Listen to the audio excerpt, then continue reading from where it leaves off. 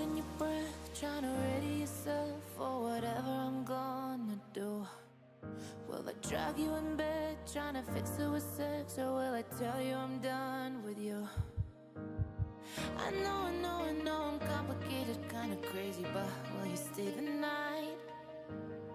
I know it's hard to trust me, but if you let me, I'll make it alright. I don't ever mean to take it out on you, and I don't want to hurt you, but I always do. I don't have a clue what's fucking wrong with me, but I'm always turning on the ones that love me, and I don't ever mean to. No, I don't mean to be cruel.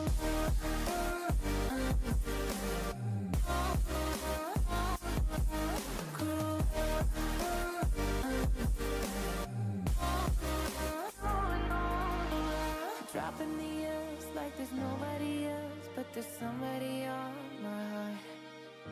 I'm trying my best to fall in love with myself. Never thought it would be this hard.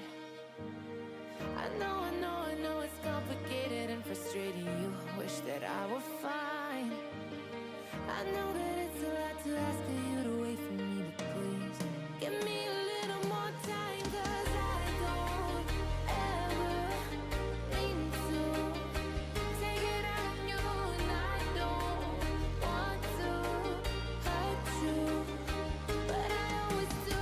I don't have a clue what's fucking wrong with me, but I'm always turning on the ones that love me, and I don't ever mean to. No, I don't mean to be cruel.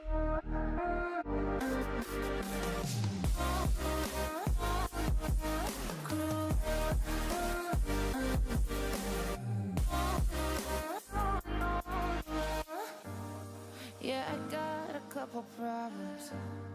Yeah, I'm trying to work on them. Yeah, I promise I'm working on them. Well, your weight isn't working on them, 'cause you know I don't ever mean to take it out on you, and I don't want to hurt you, but I always do. I don't have a clue what's fucking wrong with me, but I'm always turning on the ones that love me, and I don't ever mean to. No, I don't mean to be cruel. No, I don't mean to be cruel. No, I don't mean to be cruel.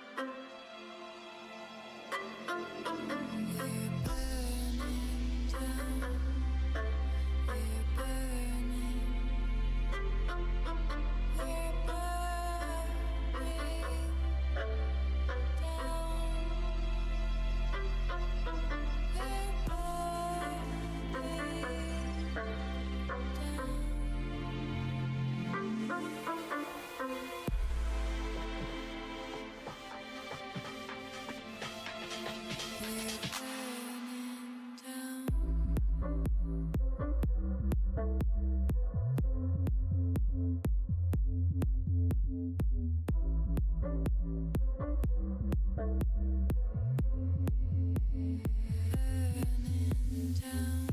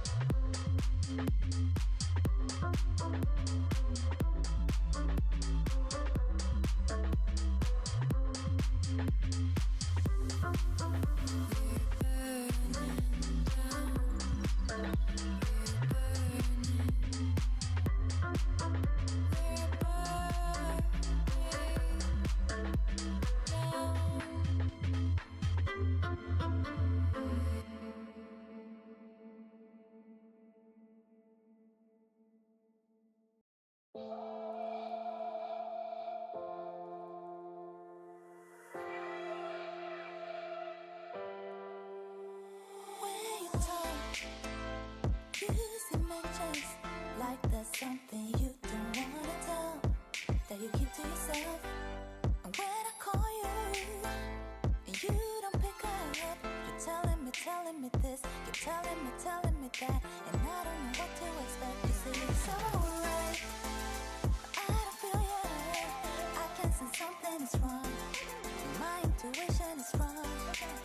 You say it's okay, I don't believe you. I can sense something is wrong. It's just one thing that I want. Gonna ask you once. Don't say you're sorry. Sorry's the most word out word I know. Don't say you're sorry. Don't say you're sorry. Don't say you're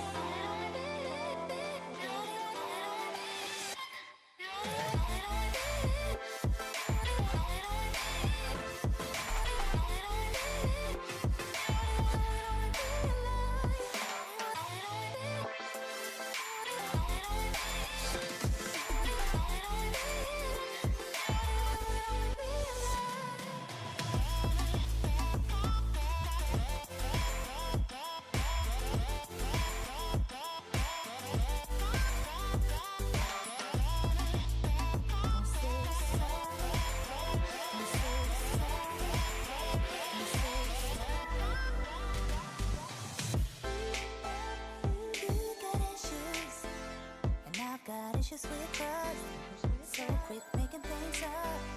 Think about it, it's pretty obvious.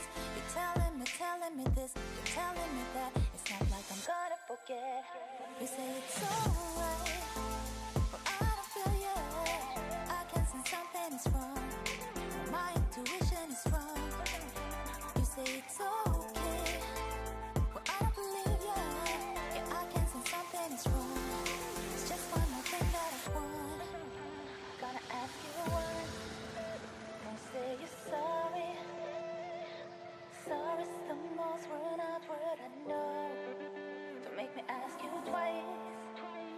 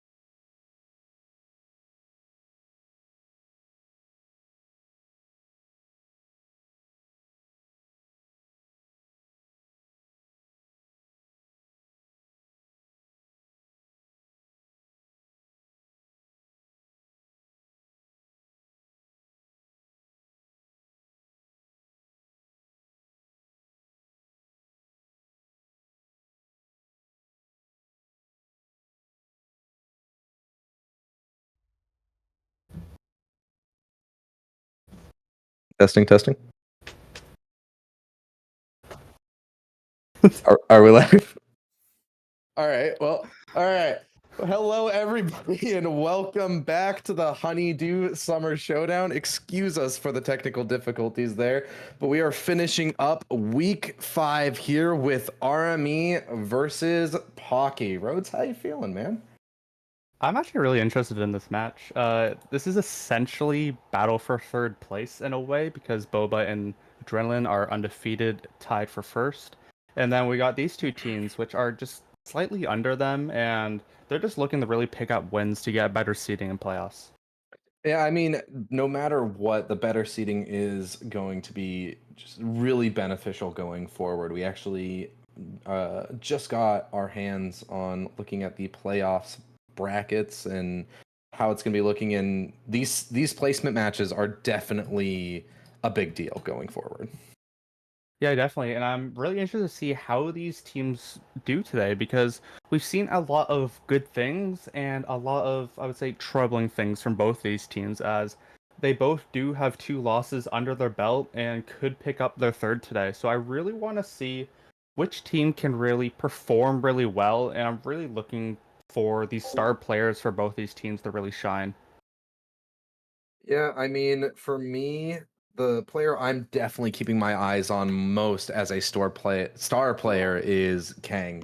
We saw Kang in their last matchup go absolutely nuclear in one of their games. I believe 34 kills by the end of it. So, especially with her going on to the Jet, I'm looking for a lot of impact. Yeah, I mean, Kang is absolutely crazy. Like, we've seen amazing things from him, and like you said, I'm really excited to see what they can do. And on the other side of the teams, of course, I'm going to be looking towards Rudy Rojos. In the pregame lobby, he told me he's going to be cooking up some fun stuff, so I'm really interested to see what crazy plays this Omen can do, because it's just always really entertaining to watch him play. Sometimes he ints, sometimes he does some really good stuff, but I'm just really interested to see what he does today. Yeah, I mean, when it works, he's a genius, and when it doesn't, he's inting, right? That is the trade-off of Rudy Rojos. But I mean, we were talking earlier this week about playing around, not necessarily a star like duelist player, but rather playing around the playstyle of a controller or a sentinel earlier with, I'm blanking right now. Was it GFU? Sorry. And it's definitely an interesting dynamic when you're playing around a player like that rather than just a star duelist. And he's going to be looking to get some early value, but quickly taken out by Kang. I said I wanted to see a lot of things from her today, and starting it out with a 2K, clean shots on the Ghost, and looking to get even more. She's just aggressive towards the CT position. We've seen Rudy Rojos do that so many times before on the box. Oh, CeeLo. Yeah, but CeeLo is able to trade 2 right back, put on low HP, but has this Trailblazer to get a little bit of information. Mina, though, takes out Wizard, so it's going to all up to CeeLo. A beautiful shot onto Treats, but as the mosh pit and wall go out, it's going to make this even harder. Spike is so far gone, and you've got to move quickly, and only 20 HP to work with means that this is surely not going to be happening for CeeLo, as Towels will finish it off. I mean, CeeLo definitely always tries to make these rounds close, but I just want to talk about what I was saying before is Rudy Rojos always plays with that smoke in behind the box, but what a shot from Kang. Fully flashed, finds the headshot, able to take them out, and then get another pick as well, so that just totally opened up the round for a site, which I just find really impressive when I'm watching Kang. But of course, we did see a really nice performance from CeeLo as well, almost pulling Spoiler, essentially 1v5. But it just didn't come to fruition as we see our first force from the side of Pocky. And hopefully Pocky can convert this. Hopefully nothing too frivolous happens, we'll say. As we've been known to cause some issues on these rounds that would seemingly be one-sided. Hey, all I'm saying is that from what I heard up the grapevine, it is actually your fault, because it hasn't happened to me in quite some time, but for you, it's happened quite recently, especially to Pocky as well. Yeah, I mean, it's either me or Polson, right? I guess we'll have to get some stats on some of his games, but CeeLo and Wizard are contributing on this B site to quickly shut down the force from Pocky, and no, it can't be happening already. It's all left up to Towels. It's gonna have to be an ace clutch for this to come through, and as RME is gonna be pushing up the site, they're gonna be recovering these guns. Towels, are you able to reset? Spike is in the hands of RME, and they've got a little bit to work with. Tally Mark is even gonna get the Bulldog. This is such a brutal crossfire to have to push in, creeping into the site out of long, not gonna fully check the angle, but Tallymark jumps and but still able to finish it off, and we have a rogue energy thrifty to start it out here. I'm just letting you know right now, I'm face palming, because why do I speak? It's so bad. I say that I haven't done it in weeks, and then literally 2 seconds later, I mean, it was essentially a trap play. They just jumped into the open arms of RMA. They find the 3v2 advantage, and it just did not go the way of Pocky at all. They're going to start with a big deficit in this game. That's going to set RMA up really well. We've actually seen them perform very good when they get these second round bonuses, because they've been able to convert on these quite a bit in the games that we've watched in the past. So I'm really interested to see what happens here, as we're going to see Rudy Rojo's go slow. This could be huge for them.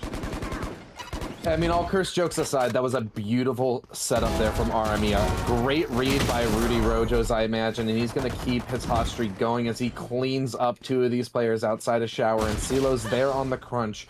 Goes down to treats, so 2 Vandals have been lost. Decent economic damage if you're Pocky, but nonetheless, this round is forfeit. Yeah, I mean, that is what they get. That should have been their bonus, but they messed up the second round conversion. So we're here with a lot of guns on RME. I mean, yes, like you said, they did take the eco damage, but their economy is thriving as they did win that force, which is really good for them. As we're going to be heading into round number 4 with a resurrection available for Towels, which I'm really interested to see these teams utilize, as we don't usually see Sage. Yes, of course, we do see Sage on Bind sometimes, but it has fallen off in the meta, I think, recently. So I'm really interested to see if Towels can use the resurrection to definitely help the team a lot more than what's happened in the past, I guess you could say.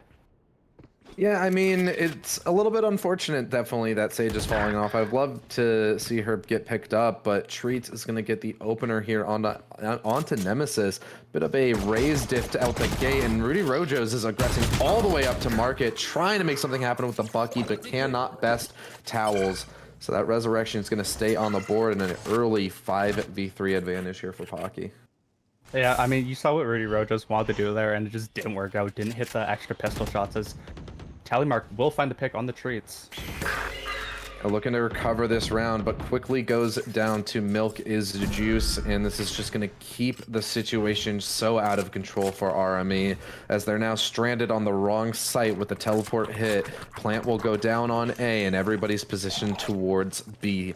It's going to have to be a retake from the CT side, but I mean, all of Pocky is going to be looking at this and even possibly seeing a flank come out from Kang. This looks like an unwinnable situation for RME.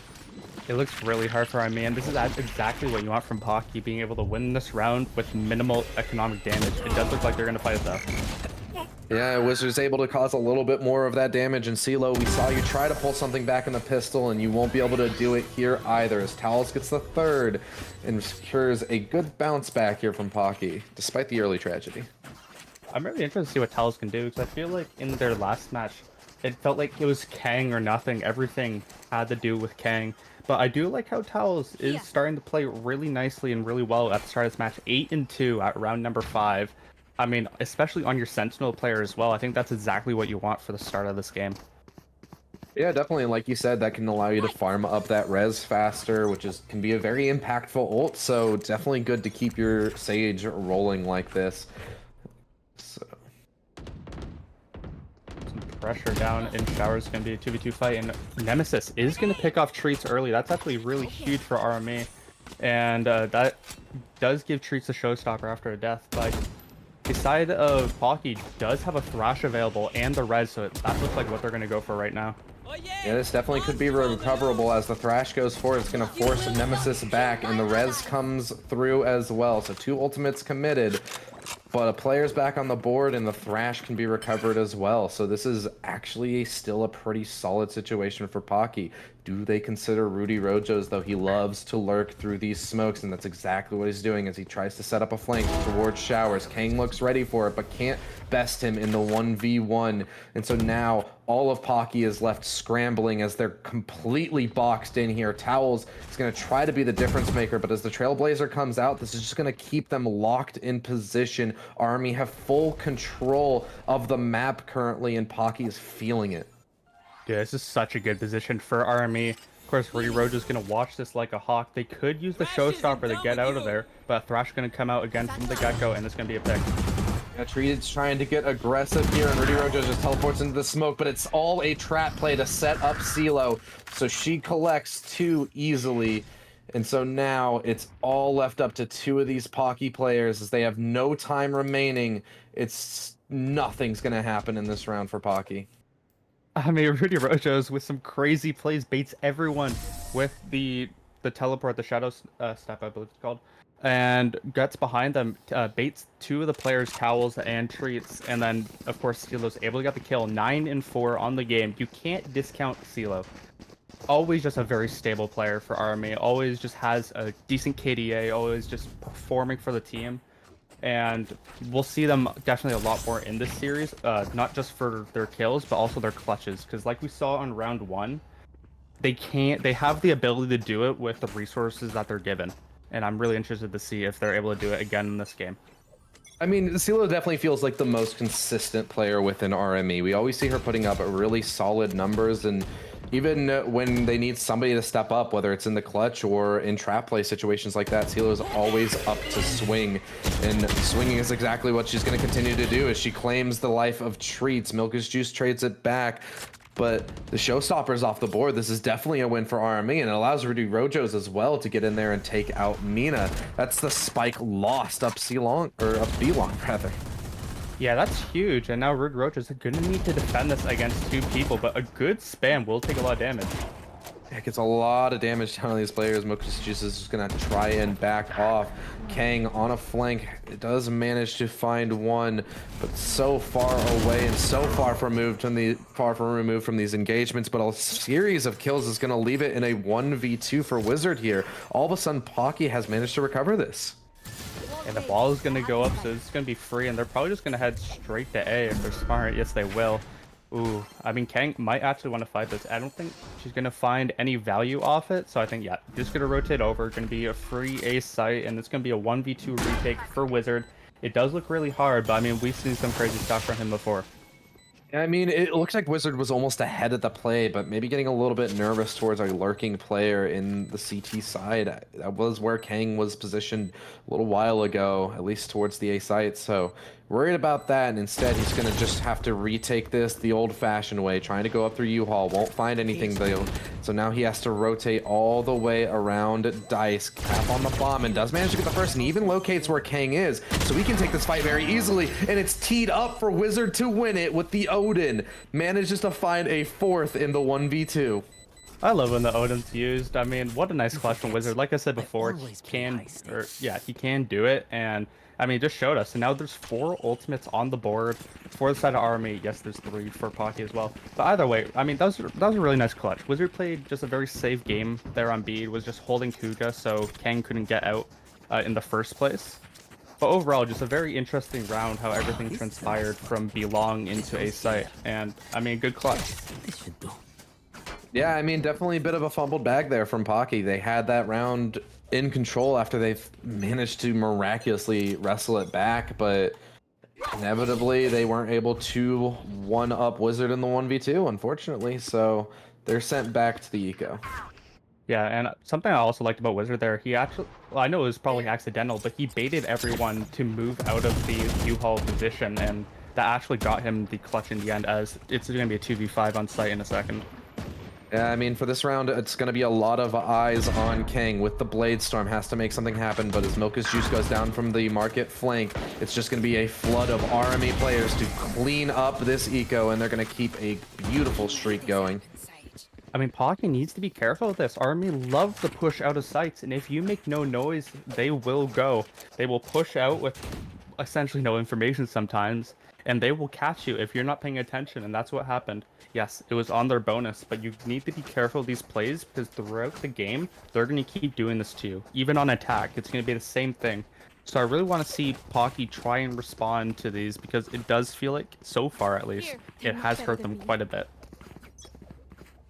Yeah, definitely. I mean, at this point, Pocky needs to start putting up some results in these rounds. They've had a lot of really close ones. It's not been a very one-sided game in the sense of, you know, man count and the rounds by themselves, but they keep going RMEs, so the scoreline is just going to continue to get out of hand here. They need to also start taking advantage of things like the repetitiveness of RME. Look at this. Rudy Rojos is all the way up market already, and you're just not punishing this. He's able to do this every single round and not have any deterrent. That allows all of RME to thrive as well, as the Showstopper will be sent out to clear out showers. It's all going to come crumbling down around Pocky. Tally Mark getting killed by friendly fire is kind of funny. I mean, we've seen a lot of friendly fires, but overall, RME with a very clean round, and like I was saying before, Rudy Rojos flanks again. No one's watching, and it's so free, and he finds the pick on the Milk is Juice, and overall, the round is given to RME again, now up 6-2, and we're going to see a kind of late timeout from Kang, which I'm not surprised at all. I mean, I'm good with it being here rather than 3 more rounds down the line. You need to find something. You need to stabilize here. Yes, you're on an eco, so maybe, you know, it could have been called last round to try and stabilize with your full buy, but something's better than nothing at this point. Yeah, definitely. And I really want to see more from Kang because it feels like we haven't been able to, either she's not getting the resources enough to get these kills, but it doesn't feel like she's been as flashy as we've seen her before. It doesn't feel like as stable or able to get as many kills because it feels like RME are just surrounding Pocky at every given chance. And it does feel like Pocky are getting claustrophobic. We need to see them be able to break out more or just have a more or better idea of how they want to play these rounds. As I do see these pings coming out on A, and that does look like they maybe want to do some sort of U-Haul push. So I'm really interested to see how they're going to innovate and how they're going to learn from what has happened throughout the match so far. I mean, that's what you're saying. They have to learn. Yeah, they can push A all they want, but it doesn't matter if Rudy Rojos is able to just walk up market. And it's not even just the fact that he'll get a backstab kill or anything like that. A lot of it comes down to the information that he gathers. We see RME be very active around the map off of Rudy Rojos' information. They begin to crunch in and set up these trap plays. They're very known for that. So you have to be able to shut down a lot of the information gathering of RME, I feel. Like you're saying before, all the information gathering as Treat's gonna blast pack into Wizard and get him in telemarket trade. I feel like this is how you have to play against RME. You have to turn up the aggression and take advantage of the fact that they're gonna lurk around the map, so you can isolate fights like what happened in U-Haul there. And now they have the a site completely in their hands. The plant is down. Rudy Rojos has to go all the way through showers, and looks like Milk is Juice is even considering that. Just holding towards the dice position. Will get taken out by CeeLo on a rotate, scared by the pink shells, and so now RME have a window back into this round. Spike is half gone, but Rudy Rojos secures that multiple players are towards the U-Haul position. Paranoia goes out. Showstopper onto the Spike, so half won't be taken, and this is all gonna come down to Nemesis, who can't take the brunt of Pocky's assault here, as they finally break the RME streak. I mean, like we said, they learned. They figured out what they need to do. They walled short, so Rudy Rojos couldn't find anything, and they just pushed in so fast, so RME couldn't corral them into a corner. And you just saw all take place so well. You saw Treats at the start of the round, blast pack with the stinger into U-Haul. Sorry, I don't remember who got the pick on, but he got a huge pick, which totally opened up the round for Pocky to be able to get space and sight really easily. So now we have to see them do it again and just figure out what they need to do, as we're going to see them push up this long position. Yeah, trying to replicate the same success they had on A site on B site, and Kang is going to crack it open. 2 quick headshots, and is even going to try and keep the aggression up as she peeks through the Viper's wall. Will take out one of the tripwires on her way in. And this is all going to come down to Wizard trying to hold the hookah position, as all of Pocky have flooded the B site here.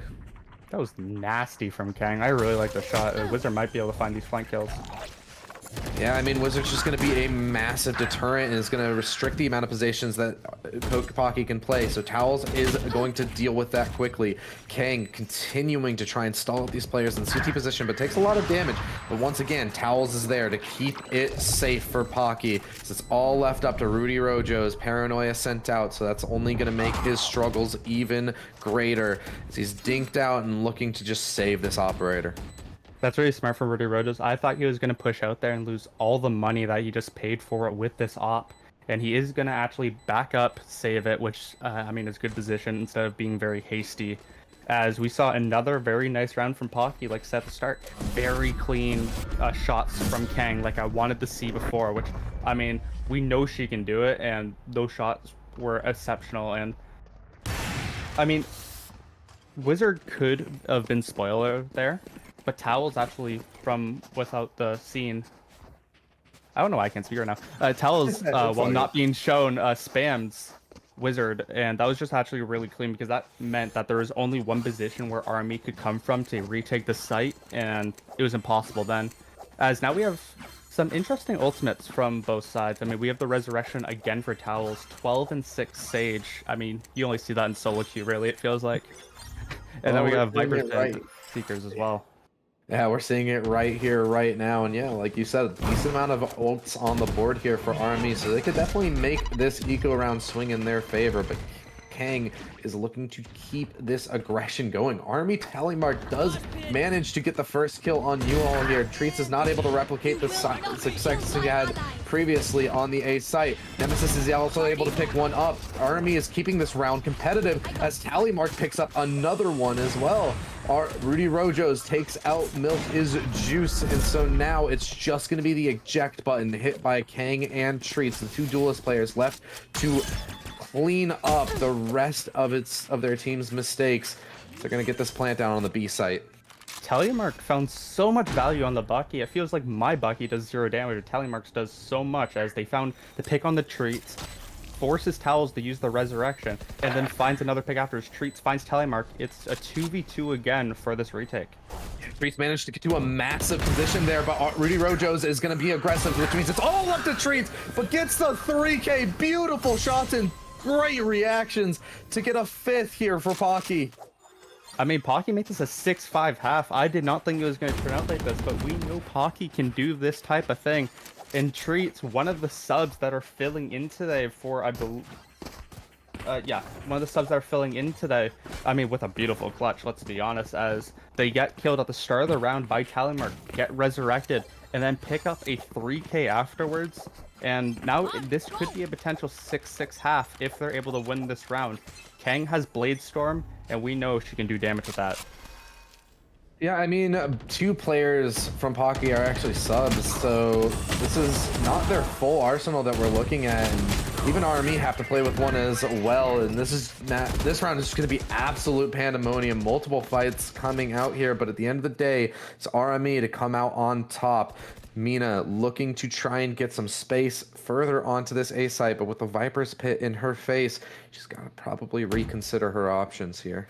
I would be surprised if right when CeeLo gets to the site, they're going to pop the Seekers, because that's going to be very useful for information and finding out where they are. And the Seekers do come out, and that is going to force Pocky to probably either go towards his B position or just try and bait it out, because it does feel kind of hard for them right now. We got the Viper's Pit on the A with 3 members, and then the solo Sentinel as Wizard on B, just chilling probably on his camera with all these tripwires as well. This does feel really hard, but if they're able to actually pierce this B site really fast, I think they may actually be able to get it, especially if Kang can hit them shots.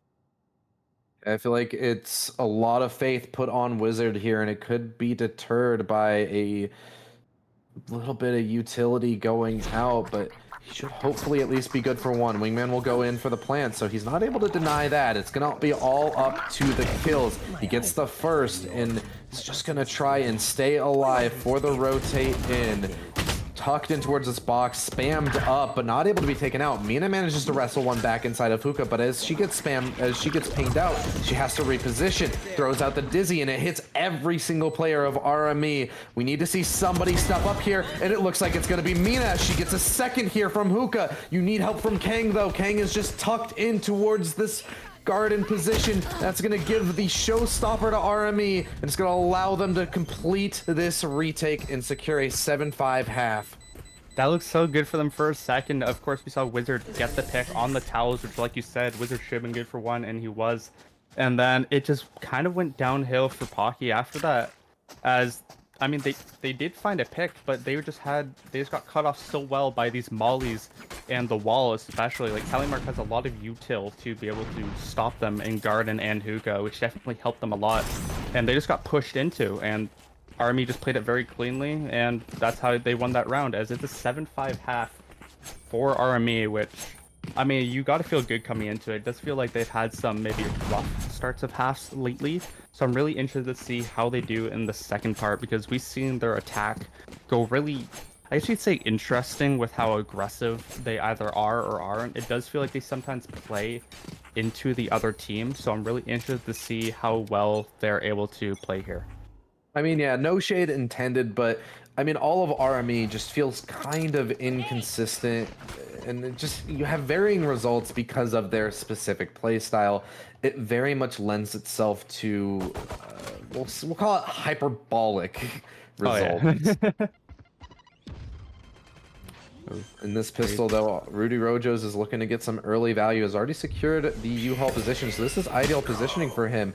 But Juice is going to go down, so Treats has to stabilize this round. Manages to do so by getting the kill onto two members of RME, actually, here. That's going to refresh the paint shells, so now they can try and resecure Hookah position. They're going to do exactly that. Running out of ammo, though, Treats finally able to get it. 3 kills on the round. The flank from U-Haul comes through. Rudy Rojo's not able to get it, and almost an ace, but Kang denies it. But Pocky still secure their pistol.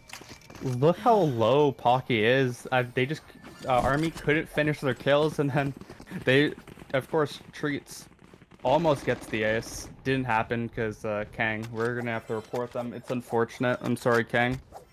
You might be the GOAT, but you stole another ace. Or not another. I was gonna say, isn't that the second ace Kang has stolen? I think that was GFU.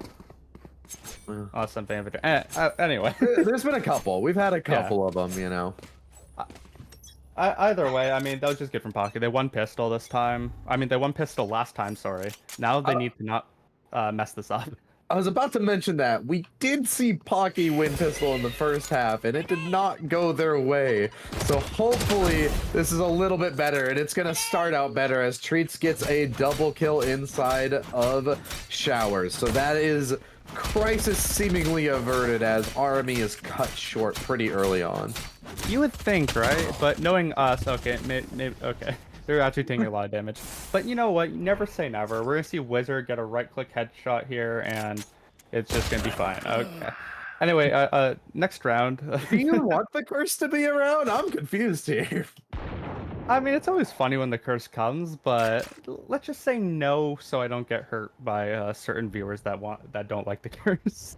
I can't play ranked for a week when it happens, because when this first started happening, I lost so many force buys, so I want this thing gone.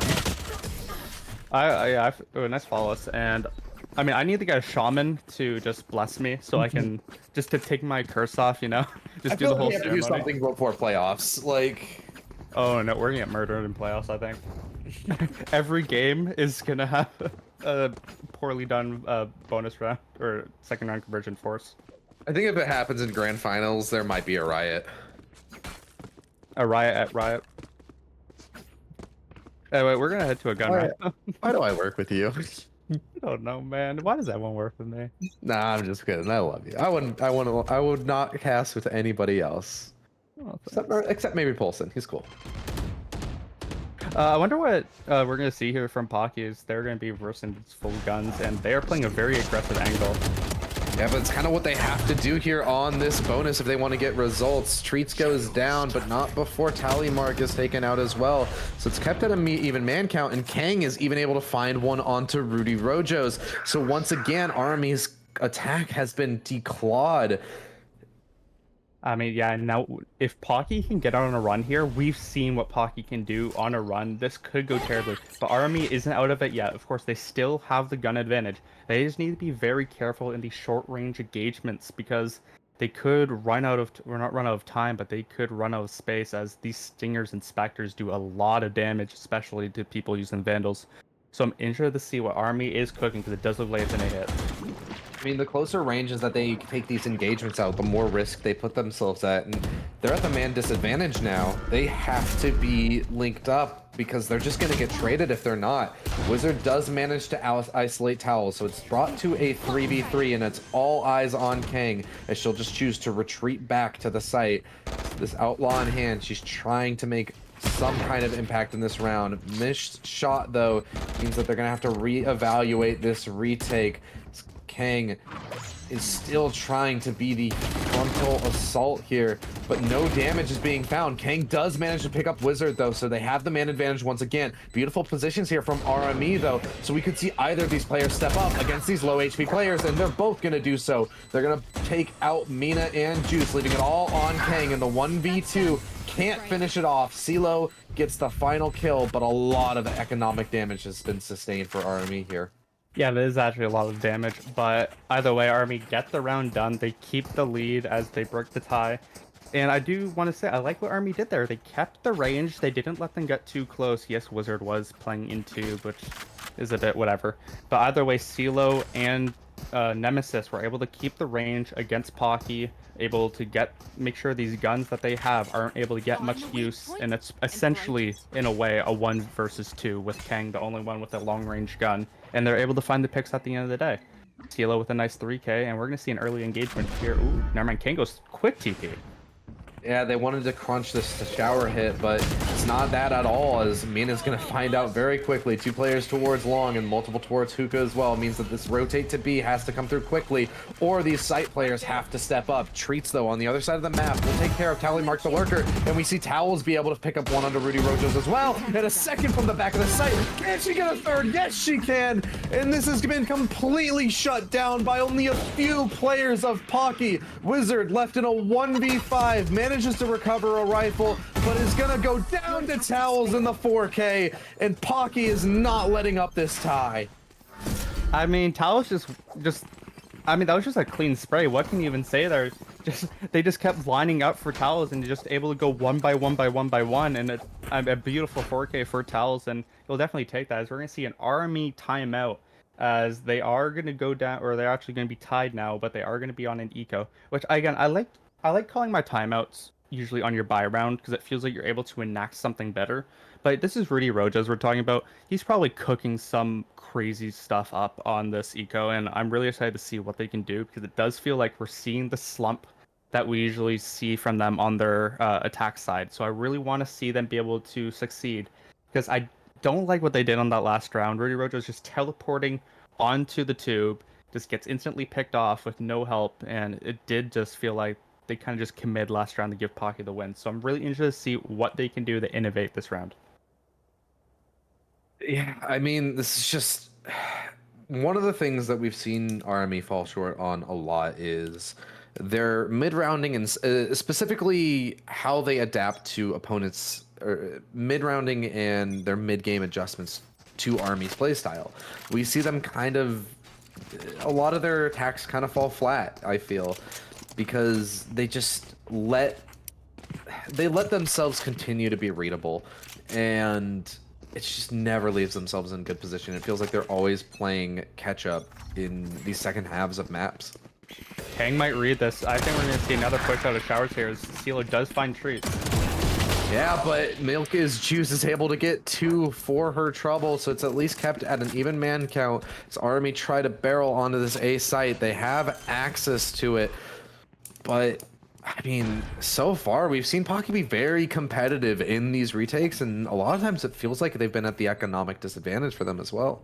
Yeah, definitely. But this time they have the advantage as they have shields, they have the guns. Of course, Wizard and Talymart did pick up guns, but they have no shield to work with. So I'm really interested to see what they can do here. But the intel might be the difference maker as it allows Rudy Rojos to get a little bit aggressive inside of this smoke. And so now he's going to try and TP through. Doesn't find anything, though, except for a little bit of damage onto Kang.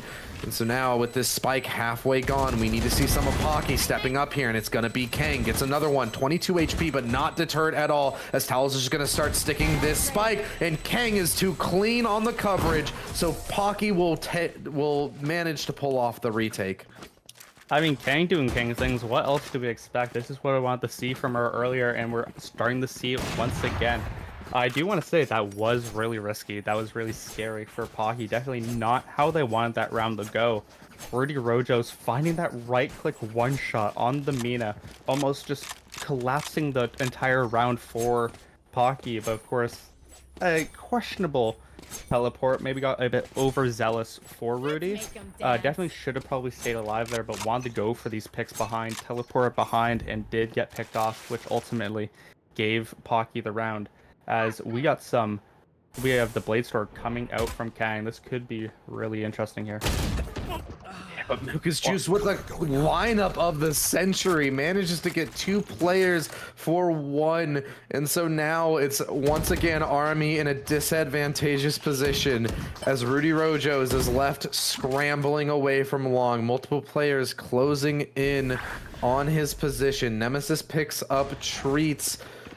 So at least trying to bounce this back. Milka's Juice is spotted out, but teleports away under a lot of pressure here from RME, waiting for Towels to rotate in.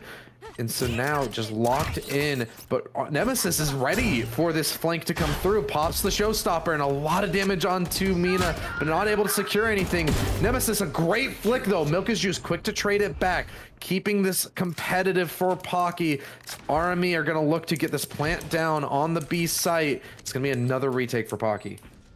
I mean, Nemesis could only do so much there as they pop the showstopper, don't find the kill, but do find a pick on the Towels, which will mean this is a 2v3 retake, and they are jumbled up and very different. This whole matters on Rudy right now.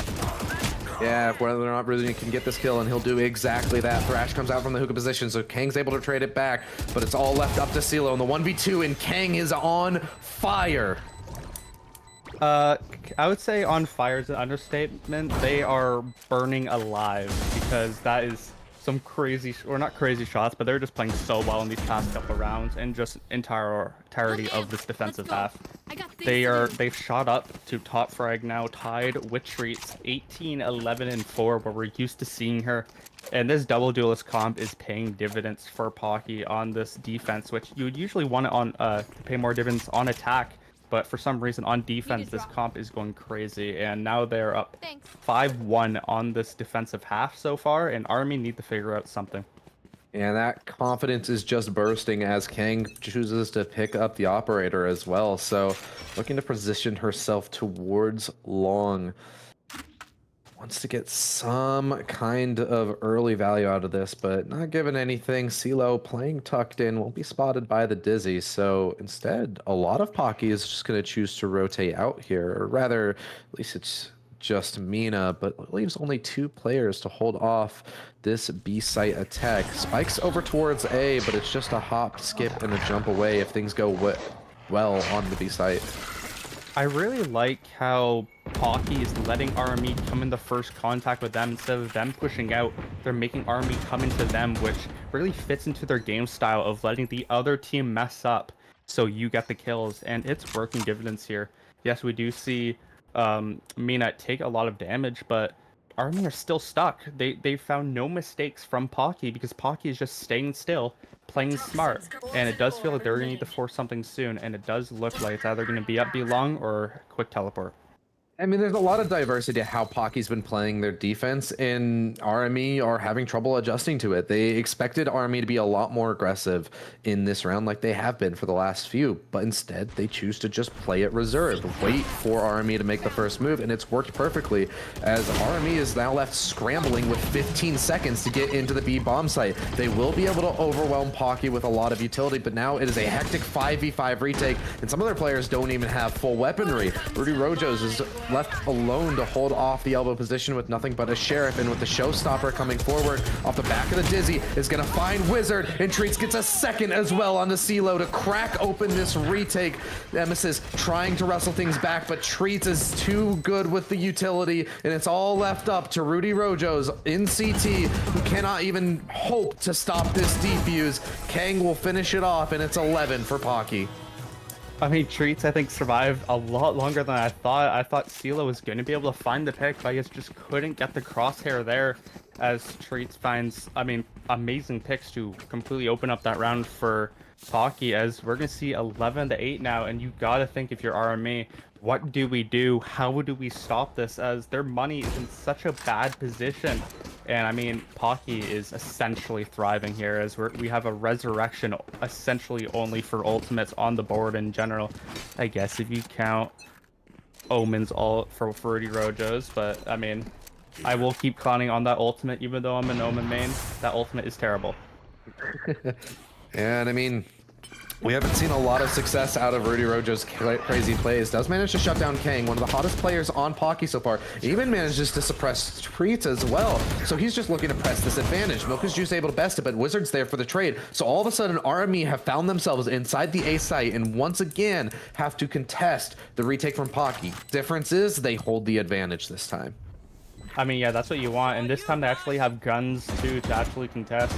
They still have some armor on the board as well, but if Taos can get on the site, maybe find a res, it could be a bit too late, but we're going to see what they decide to do, as Wizard has a really nice position here. Yeah, Mina not ready for the shower's position, but still manages to turn on him. And so now it's left to the rest of RME to clean up, and that's exactly what they'll do. Tally, Mark, and Wizard combine, and finally, we see this streak from Pocky be ended by RME. Yeah, like we said, Pocky can streak, and a 4 streak for them. Wait, RME picked up the op. Okay, that's going to be an interesting attack op for Rudy Rojos. I'm not surprised at this point. They need to find something. They're still down 11-9. But, I mean, that's how you start it off. You find one round. It doesn't matter how you do it, you just do it. And they have a round on the board, and they're going to try and stack it here. You know what? I'm calling it now. This is going to be a Rudy Rojos round. He's about to get wacky and zany with this with this op, I feel. And with the ult, we're going to see From the Shadows op go crazy. Dude, it's going to be wild. I believe. I'm personally a believer in the Rudy Rojos.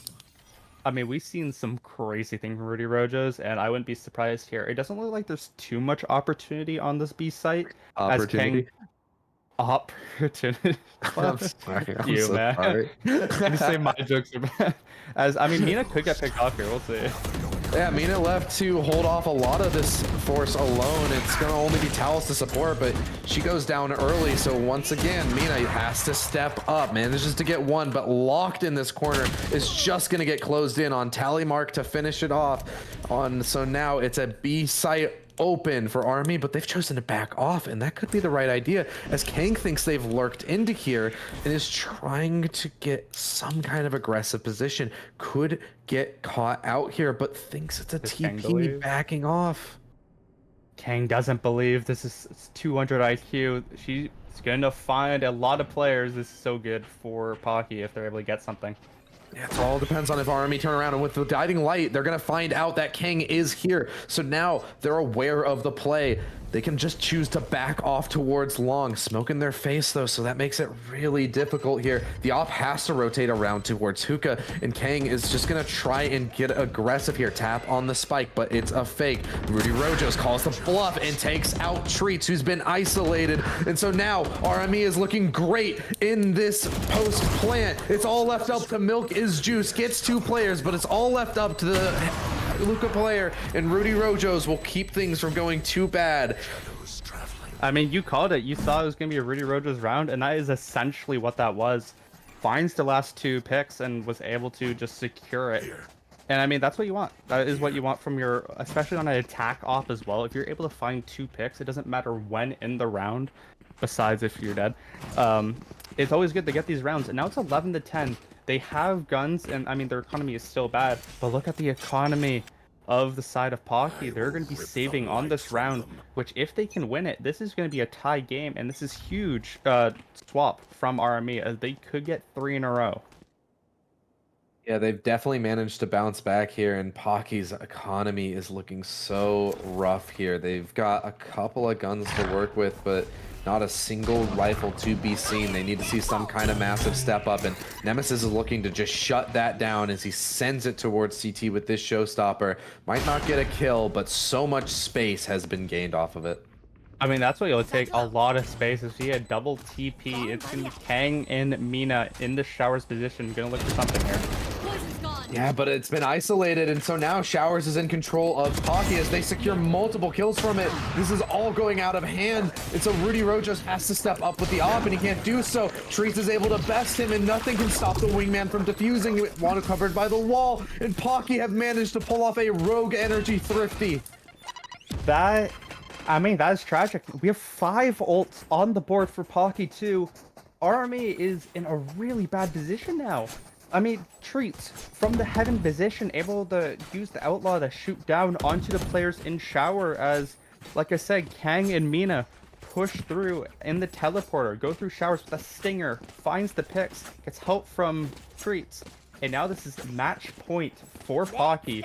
5 ultimates to use, a lot of, well, not much, a decent amount of utility to work with. It Treats has an outlaw and a vandal just juggling it, and this is looking really bad for RME, but they still have guns. It is still doable.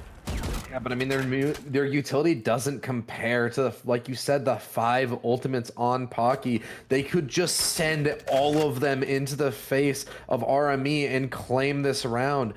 The only thing that RME have going for them is Treats has decided to stay with the outlaw, expecting more light armor on the board here. But RME have managed to scrap together multiple sets of full shields. So they're going to get this plant down, and it's a 5v5 retake, which is going to make the... Oh, the outlaw was actually traded out for a rifle. They just decided...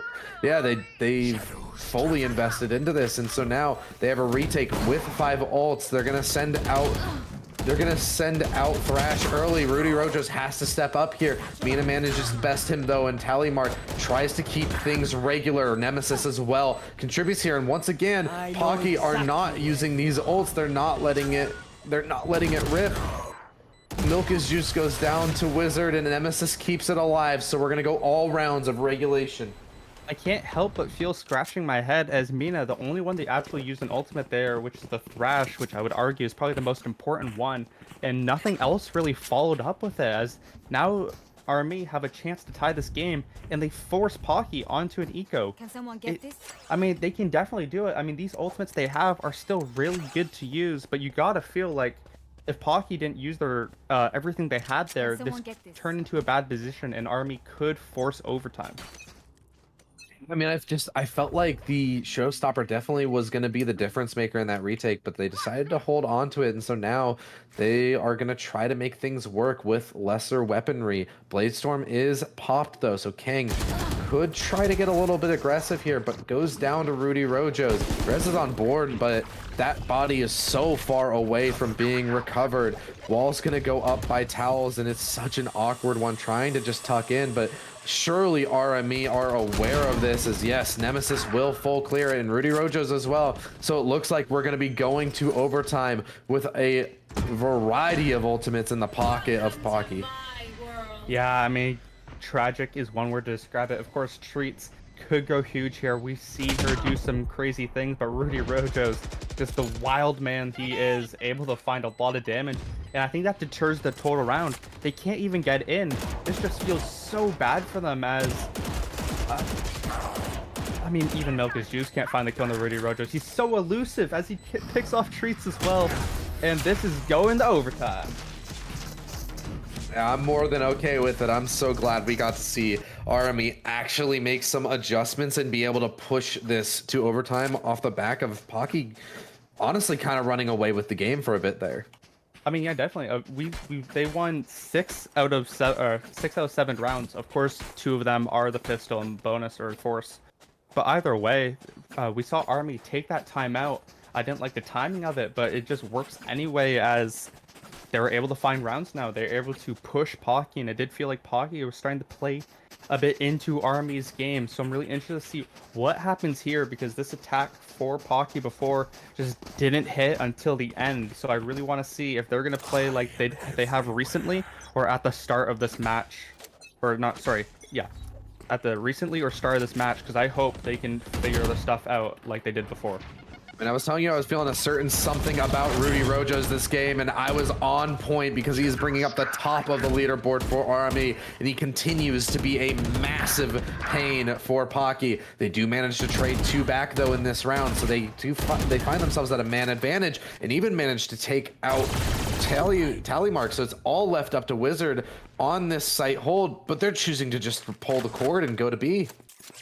Yeah, we saw Tallymark and Rudy Rojos actually do a lot of damage through short, but in shower, there's actually damage coming out from the other side that was just doing really well as Pocky now have the man advantage. No one on B. They're gonna have to re-clear everything as Kang just running interference in the shower position. And this is actually in a really, really good position right now for the side of Pocky as RME, they're going to need to find something, as I'm sure Towels has a lot of utility to use, and that wall is going to hurt even more. I mean, they are able to spam it down, but that bottlenecks them so much through the CT position. They even confirm that both players are here, so that means Kang can just rotate off of the flank hold and is allowed to just play the rest of this retake situation with her team.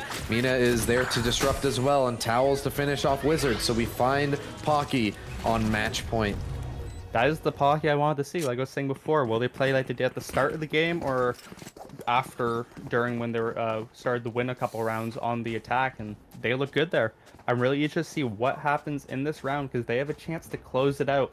But RME, of course, they've done really well on their attack in the last 5 rounds that they've done it. So I'm really interested to see what's going to happen with both of these teams. Who's going to play into who? Is Pocky going to get forced into playing RME's game, or is RME going to play into Pocky? And it looks like Pocky's doing the same strategy again in this hookah and garden position. Yeah, but we've known RME to flip the script, and especially Rudy Rojos. Like I said, bringing up the top of the leaderboard for his team so far. He's going to just try and continue to press these opening engagements. But that pulls a lot of focus over towards the B site, which means they can just stroll into this A site, assuming, of course, they are able to best milk is juice, or at least smoke off the heaven position. I feel like it would be a massive oversight if they didn't throw any utility this way. Milk is juice, looking to get some kind of information here. Kang able to take out Rudy Rojos, though, on the other side. So now this is looking rough for RME. They managed to wrestle 1 back. Milk is juice goes down, so they have the A site. And all of RME are even committing towards the CT position, so... Or all of Pocky, rather, are committing towards the CT position, so RME don't have to worry about this flank. They can just wrap back around to shower and play multiple positions on this spike. If Nemesis can get an ult orb here, this is going to be huge. If Nemesis finds 1 pick, the showstopper could definitely open up the round as they're going to be pushing on the site Pocky. I wouldn't be surprised if we see Nemesis be the first contact, but Wizard actually takes out Treats. Nemesis does get that kill, pops the showstopper, but in the animation, Mina's able to clean it up. And Wingman's on the spike. They aren't able to spam him out, and so it's just a defuse for Pocky to win the map. Another tragedy, I would say, in this game as... I mean, we've seen Wingman win a map before, and it happened again when people were playing these post-plant spams. It just sometimes it doesn't go your way, and you don't kill the Wingman, which ultimately gives Pocky this win. And I mean, what a win from them. It felt like they were going to lose this game at the start, and then they pulled it back. They started to look good, and eventually in overtime, they win it overall, which I think is just always really impressive. Can we get somebody for an interview? Yeah, I mean, this is just... it felt like RME were making something happen there, but they're not able to pull it off in the end. Pocky's just too strong, and, well, Wingman is just the GOAT sometimes. I mean, Wingman's always the GOAT, let's be honest. I mean, yeah, we're gonna be seeing some. We're gonna be heading to Pocky's map next too, which is Haven. So I really want to see. I mean, both these maps have played, or both these teams have played Haven a lot. So I'm really interested to see what innovative things they can do on that, as Pocky will be up by 1 heading onto their own map. Yeah, but we'll be pulling Kang in for this interview. We've talked to her before, but after this performance on Bind, it was red hot. Kang, congratulations on winning Bind. Thank you. I kind of wanted to ask you about all the way back to the beginning of the map. You might remember a certain curse that we've talked about before on stream. You guys won the pistol and immediately lost your guys' force. So Yeah. I wanted to ask you guys, how do you stabilize a map into inevitably a win? Something like that. Even after losing our first buy round. Yeah. Honestly, keeping the morale up, keeping the confidence up.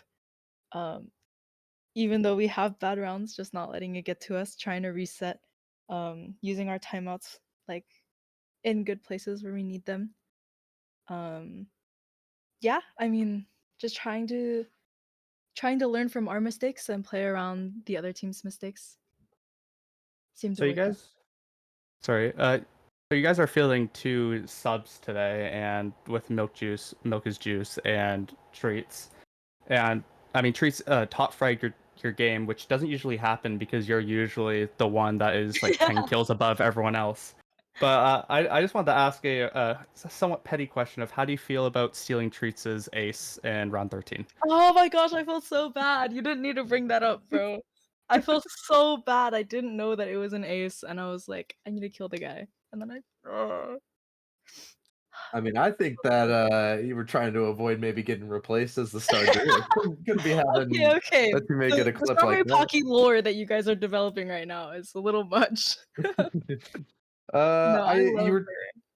You were Sorry. talking earlier about your guys' timeouts, and I kind of wanted to ask, do you think maybe timeouts are a little bit underutilized by some of the teams here? We've seen a lot of times they're not called until it's either too late or it's just not called in general.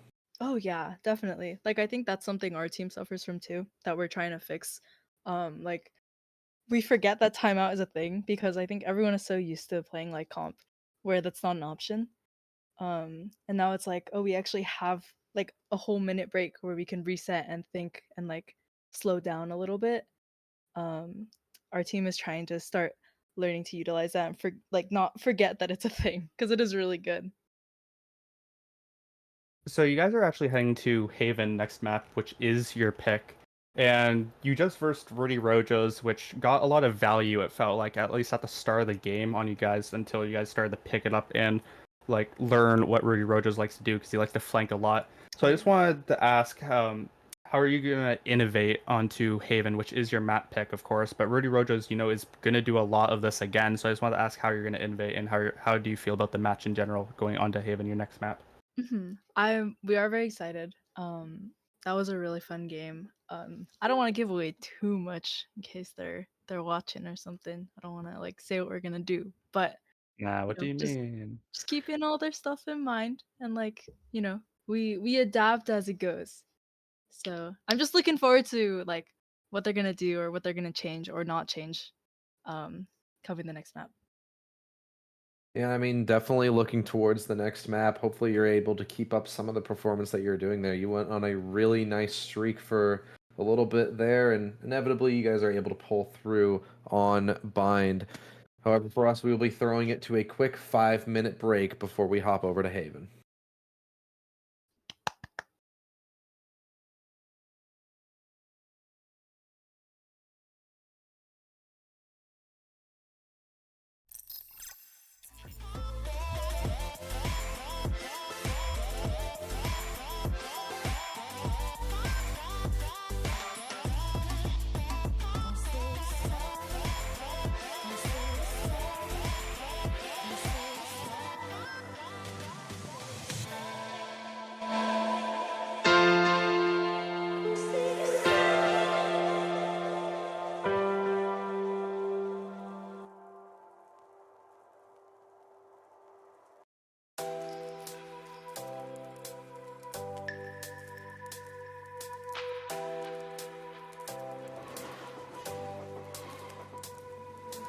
seasons come and go like thoughts of you. Like a wave returns to the sea, into the blue. They change but in a cycle that I can't lose. Each painful but delightful to live through. You came into my life just like another season. Not for them, just a time, just like another season. You came into my life just like another season. Not for them, just a time, just like another season.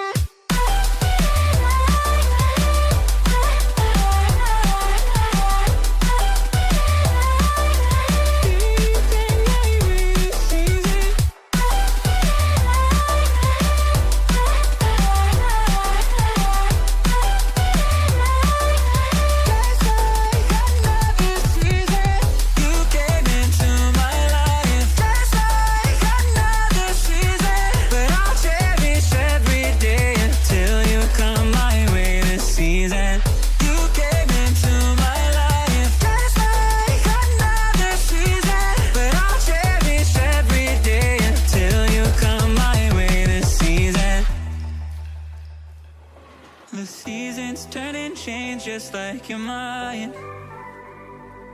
Like the sun gives into the moon, into the night.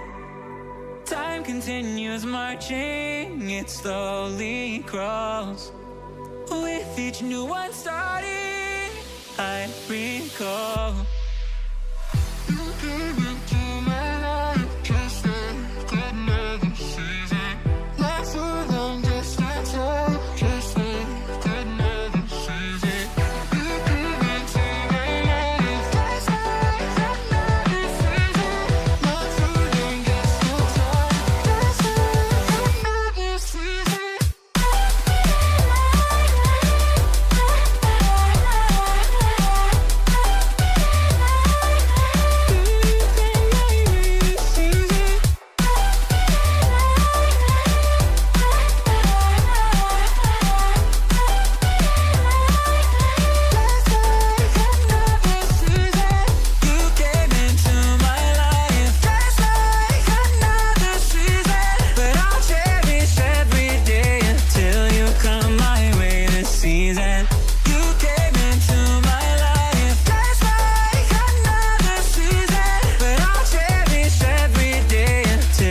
Come my way this season.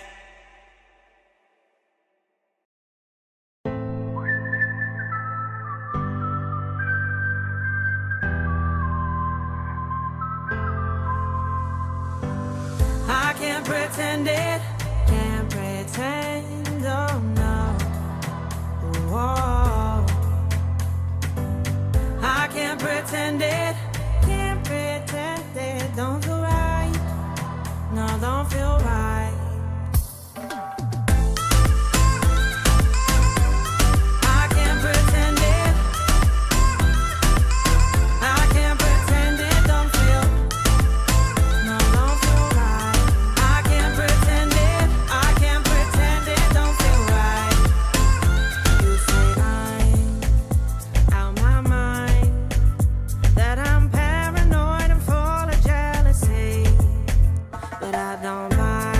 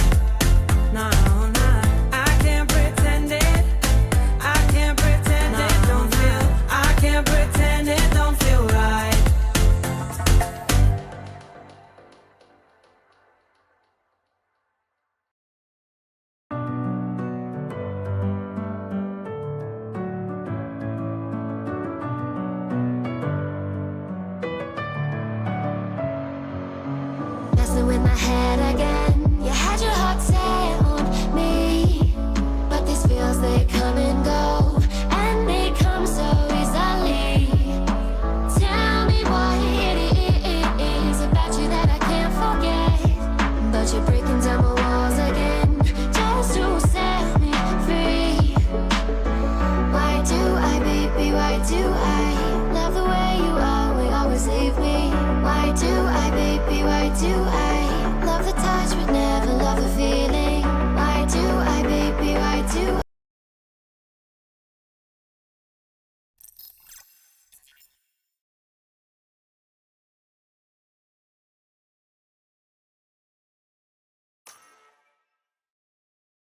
Hello, everybody, and welcome back, not to the Honeydew Summer Showdown, but to me and Rhodes' summer home of Haven. We play Haven or Lotus every map, and if this goes to game number 3, we're going back to Lotus. Welcome back to Haven and Lotus. We spend so much time here, man. It is absolutely insane. But also, speaking of insane, was Pocky's ability to pull through on Bind. I mean, at the end of the day, Wingman is the GOAT, secured the map win here, and now they go into their own map pick.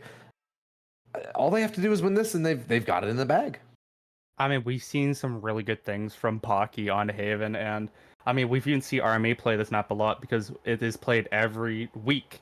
But anyway, I mean, we've seen both these teams be able to perform on this map. We've seen Rudy Rojos do crazy things that probably shouldn't happen on this map. We've seen Kang get some amazing Blade Storm kills and Op kills and Outlaw kills and all the kills because it's Kang on this map. So I'm really interested to see what these teams can pull together because these are two top of the standings teams.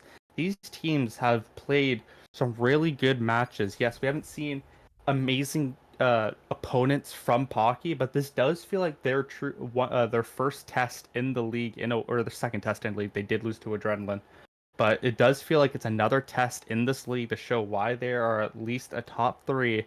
I'm really interested to see what they are going to pull out on this map. I mean, the saving grace here for RME is the fact that they are operating at full power now. Mr. Seed able to come back in and finish out this series for them. Tally Mark stepping back and letting the main roster go. Yeah, definitely. I mean, I love watching Mr. Seed play. Just a very stable Sentinel player, and I know I say that a lot about these Sentinel players, but I feel like the Sentinel players in this tournament are so stacked. I mean, they're just so good at the game, and I'm really interested to see what Mr. Seed can bring to the table. He usually has a slowish start, but I think that Mr. Seed can pull off some really nice plays as we head to Haven, which, I mean, he essentially only plays Cypher, let's be honest. But I'm really interested to see what the side of RME can do with having their full roster back in action. I mean, this is the Killjoy v Cypher matchup here. You know, we've seen this a few times. We saw actually our last cast, I believe, in GFU versus Honeydew, if I am not mistaken. I wouldn't be surprised. So, we're back in the game. Here we go. Yep, we're finally loaded in here, and we're going to start getting into this pistol in just about 30 seconds. And if it's anything like the rest of this game, it's going to be explosive. I mean, explosive is an understatement, especially on our Haven maps, because our Haven maps just go...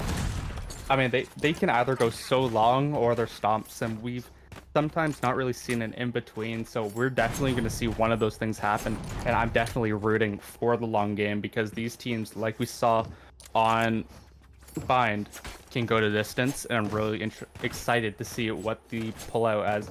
I mean, RME on attack is starting as well, which we've seen so much inconsistency, so I'm really interested to see what happens as Kang and Milk is Juice push down mid. I mean, they're fighting Kang fully off the leash here onto the Jet rather than the Clove, and it's going to start out well as Kang gets a kill in Garage, and they're going to start to split into this C site. Mr. Seed is able to stand strong, and Nemesis contributes as well, so RME do great on their attack and deal with the re-aggression of Pocky very well. Mina left in a 1v3 and can't do anything. Nemesis closes it out. 2K for Nemesis and Mr. Seed will win them that round, but I thought it was in Pocky's hand for a moment. I mean, Kang and Milk is Juice, they found the 4v3 advantage at the start of the round, but RME were on site, they found the picks, they just kind of walked into them. And we're going to start with, I believe this is actually RME's first pistol win of the series. So I'm really interested to see if they cannot get Curse. I mean, yeah, this could be Pocky's chance to pay them back for round 2 of Bind. Yeah, and apologies, Gigaberry. I misspoke. It's not main roster. I forgot. I'm sorry. Ooh. I mean, yeah, this is just looking like a really, really good round here for RME. They lose no players in the early engagement mood in mid, and looks like it might just be a flawless round here. It is, as CeeLo finds the final pick on Towels. No curse today. They take no economy damage. And now, I mean, it's the best start you're going to get, right? You take no damage, and you have all your bad guns, I guess you could say. And then now we're going to see what Pocky can do here. Find these picks. Look for something nice, as Rudy Rojos is pinging up this B side, so we might see some special third round B, which I'm not sure if I do like, but I mean, they do have a lot of short range. No, okay, they have one short range open. Anyway, we're gonna see them go up mid, and we're gonna see what happens. They have the Spectre, they have the Stinger. Bulldog even as well can definitely get stuff done at the shorter ranges. So they definitely could have something interesting with this decision if they choose to just shoot straight up into the B site. It might also just be Rudy Rojos lurking up on it himself. Teleports into the site and manages to evade the detection of the turret. There we go He again. could find a lot of value here though. Mina seems to be aware of it, and the jiggle will give away Rudy Rojos' position. So multiple players are going to try to close in on him, but he's secured a lot of space and information for his team to work with, something we know that he loves to do. So RME is just going to back out of this B site, and they're going to look to re-aggress towards C. Yeah, but the problem is none of the teammates made any space anywhere else.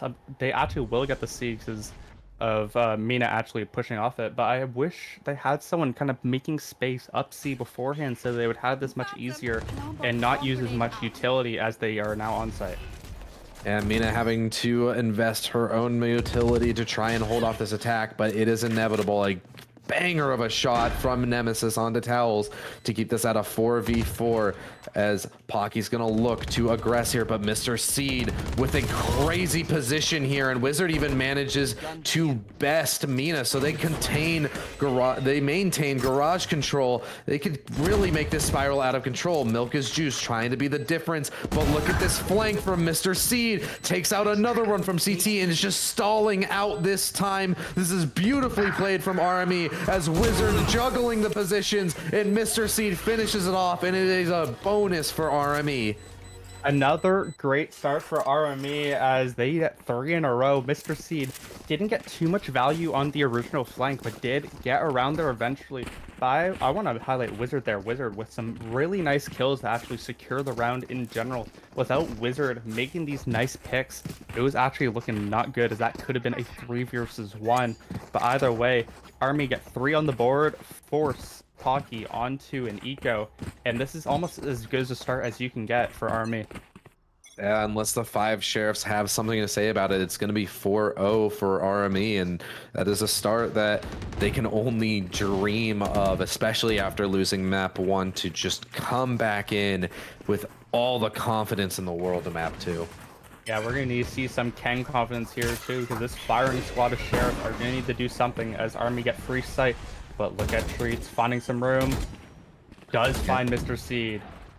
And so now this creates an issue here for RME in their backline, but they're able to stabilize. Rudy Rojos getting aggressive though, so this is kept at a 3v3 due to his over-aggression. Wizard re-clears the sewer position, and so now it's mostly this retake coming in from CT that they have to worry about. One Heaven, and they're trying to get onto this plant, but some spam damage on Kang is going to make it really difficult. Wizard to finish it off, and so now this is looking completely unwinnable for Pocky as the time is getting low. Towels and Milk Juice do manage to take out 2 more players here of Pocky, but the spike is too far gone. CeeLo has the easiest clutch of her life, and it's 4 in a row for RME.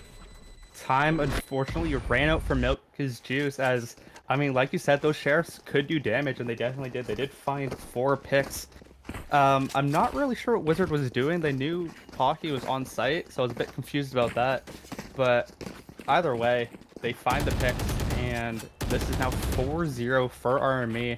They have some Seekers and Neural Theft on the board, and this is looking really bad for Pocky. We need to see something come out. I'm surprised we didn't see an early timeout, but maybe Kang has the hang of this, and we're going to see some fun stuff coming through. But we need to see something now.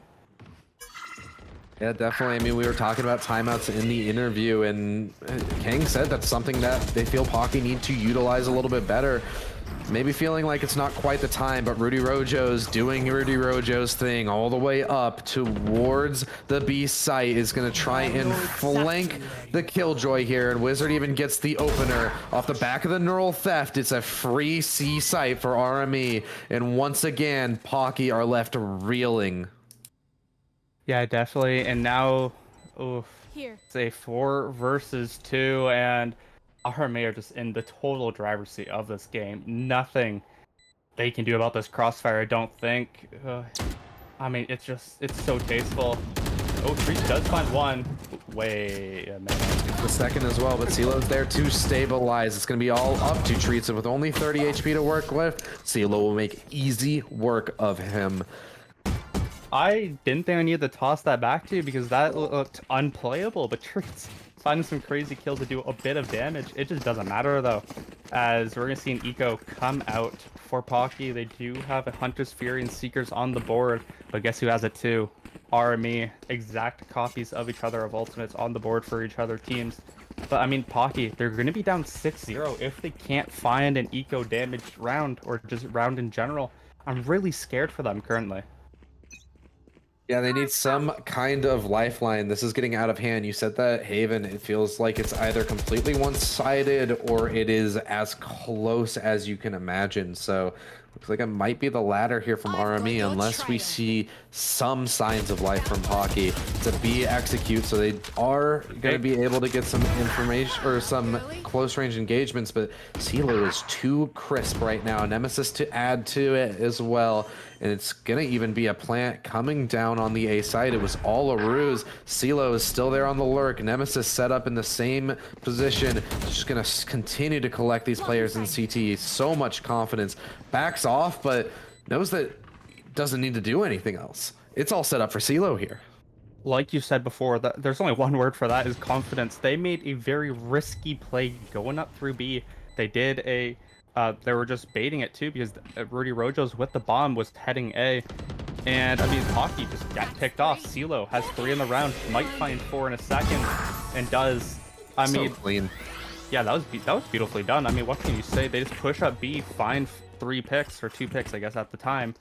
But this is a 6-0 half so far for RME, and we're heading to a timeout, assumably the coach of Pocky. And this is really rough for Pocky to get back into this. I mean, I said that they need a lifeline, and maybe a timeout as they're working into a full buy is exactly that. But at this point, you've lost 6 rounds. You need to get stuff going, or else you're going to have to make an unbelievable comeback. I mean, even now you have to make an unbelievable comeback. 6 rounds is nothing to scoff at, as Army have shown not much weakness in this game. I mean, I think a few rounds have been close, but overall, this has been kind of Army only, just playing some really nice stuff. And Rudy Rojo's, I believe the caller of the team, is calling some really fascinating plays as well. And it's just working out. Of course, both these teams have played Haven a lot in this tournament and even in scrims. So I'm not surprised that RME is able to actually beat Pocky in the currently in this match, because they've played it so many times and have a lot of strats of their own as well. I mean, yeah, at this point, this is kind of the issue with having Haven being played so much. You have so much information to work with, and I imagine RME have done their homework. They know exactly what Pocky are going to be doing here, because there's been multiple close games of Pocky playing Haven. There's so much to research. Yeah, definitely. And we know Pocky can come back. Like, I don't want to write them off, they are a very powerful group that can streak these rounds.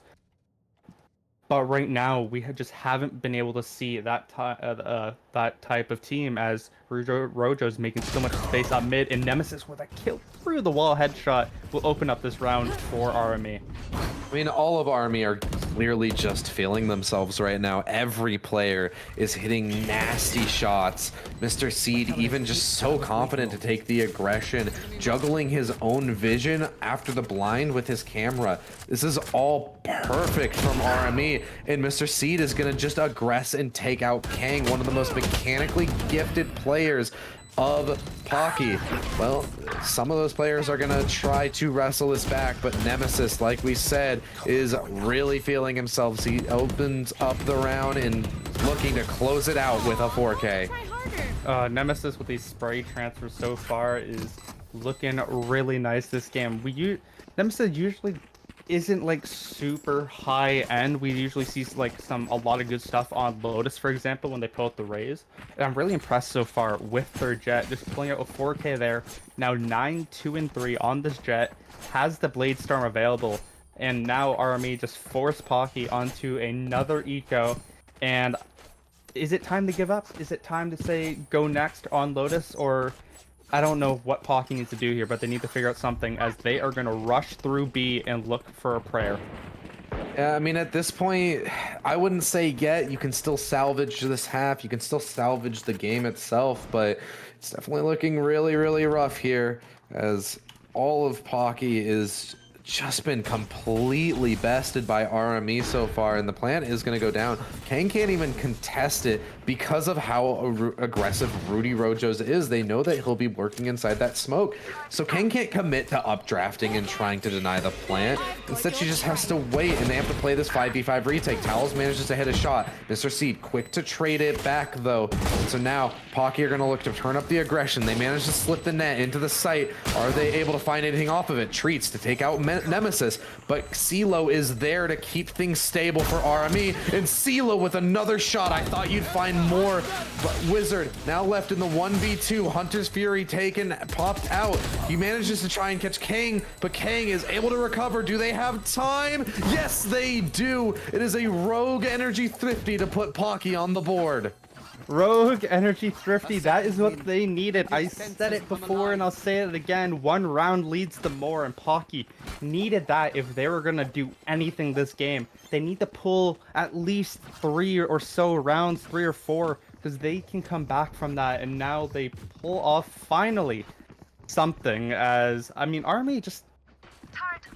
It did feel like they kind of threw that away. They gave Pocky a lot of ones, which Pocky will take all the steps of the way, because they were just firing squad at them. And now, I mean, it's 7-1, you know? Put Pocky on the board. They can potentially do something, as, I mean, RME are still a very scary force. I mean, sometimes when you get these streaks of rounds, it leads to a little bit of overconfidence. And like you said, giving a lot of ones, giving up a lot of fights that they didn't particularly have to. They could have probably played a little bit more passive and stalled the timer just a few more seconds, and that would have won them the round. But instead, they're really feeling it. They want to just take these fights. They think that they're going to be able to best Pocky no matter what. And that could come back to bite them, as now Pocky have a chance to upset the momentum. Rudy Rojo's aggressive through the smoke is red, but able to best Towels. And so now it's left all up to Treats alone on the C site. Manages to get one and tries to slip back in towards Garage, as the rest of her team comes into the CT position. They're going to try and split these fights, but Mr. Seed is there to split the retake. Kang goes down with no trade potential, and this is looking like an unwinnable round here, as Milk is Juice goes down as well. It had to be an ace from Treats, and we're not even going to be able to see anything close to that. Look how much they push up on site. They just love the suffocate. Rudy Rojo's likes to suffocate the enemy that's rotating, especially when they have a numbers deficit. And I like how Mr. Seed got the Snorlax flank up through B, just going so slowly. They're not even paying attention to it. And Rudy Rojo's and Mr. Seed able to just, again, like corral them into that position, and it gives them the 8-1 lead. And now they force Pocky, yep, back into an eco. But this is the last time that they won. We've seen them be able to get things going when they're forced to be scrappy, and maybe that's just what they need. Pocky needs to simply just change up their playstyle, and when they're forced on the eco, they have to do that. If you replicate that in your buy rounds, you can see Pocky pulling away with this. This is a very attack sider map. To this degree, not quite, but if Pocky can start to swing the momentum, they can carry that into the second half. Rudy Rojo's quick up into the B site once again. Mina's the first contact and goes down, so it's an early disadvantage for Pocky, and Wizard is going to add to that with the Odin. Treats go down, so no more Sova utility is left available to Pocky. As the plant goes down, RME are too perfectly set up for this post plant. Yeah, but they are playing back, which I don't really like because it feels like they haven't been able to play to their style whenever they do that. But it is an eco for the side of Pocky. They're not even contesting really, which I'm really surprised about. They don't have guns. I don't know why they're not at least trying to get some damage down. I don't know, maybe they're waiting. But yeah, they have no chance of even doing damage now, as it's way too late and they're just going to die to Spike, if not Rudy Rotos. I mean, it's just there's nothing they can do. Time is too low, and oof, what a crispy shot from mid-elo. Kang is gonna, I guess, just try and save the rifle. Definitely worth saving, but at this point, it's just scraps here for Pocky, it feels like. Yeah, definitely. And 2 rounds left means RME are never running out of money, as it's 9-1 now on the half. Pocky needs to figure out how to play these early rounds, because RME are destroying Pocky on it. Pocky's had this lockdown, I feel like, forever, and they just haven't been able to really use it much, as RME are just corralling them and killing them off so fast that it's always like a 3v5, 2v4 type scenarios, which I feel like really affect them, as a Bladestorm now comes out for Nemesis, and there's no one on A site. I mean, granted, there is a quick rotation for Pocky here, but they're not going to give it a full look. Hang just peeks out and even burns her dash doing so. So they're not going to have that piece of utility for the retake. One thing they do have is the lockdown. They're going to throw it down early, but Mr. C's quick on this flank. So it's going to be an early player going down here for Pocky. This is looking so brutal as the lockdown pops. Treats gets the kill onto Rudy Rojo's. So this retake is on. Up through the smoke is Nemesis, but it's not going to find anything. And so once again, Pocky have found themselves in the retake, being able to pull it off. Mr. Seed gets 1 kill, but that's all he'll find. And Pocky find their most dominant round so far in this half. RME, they head to A site, and like last time, how Pocky got their first round, they get it again on this A retake, and it works out beautifully. As RME play, I don't like playing spam on this A site for RME, because it feels like it always messes with them, as it happened on Bind. They lost a lot of rounds off it, and it happened to them twice now. This could be 11-0. It could be.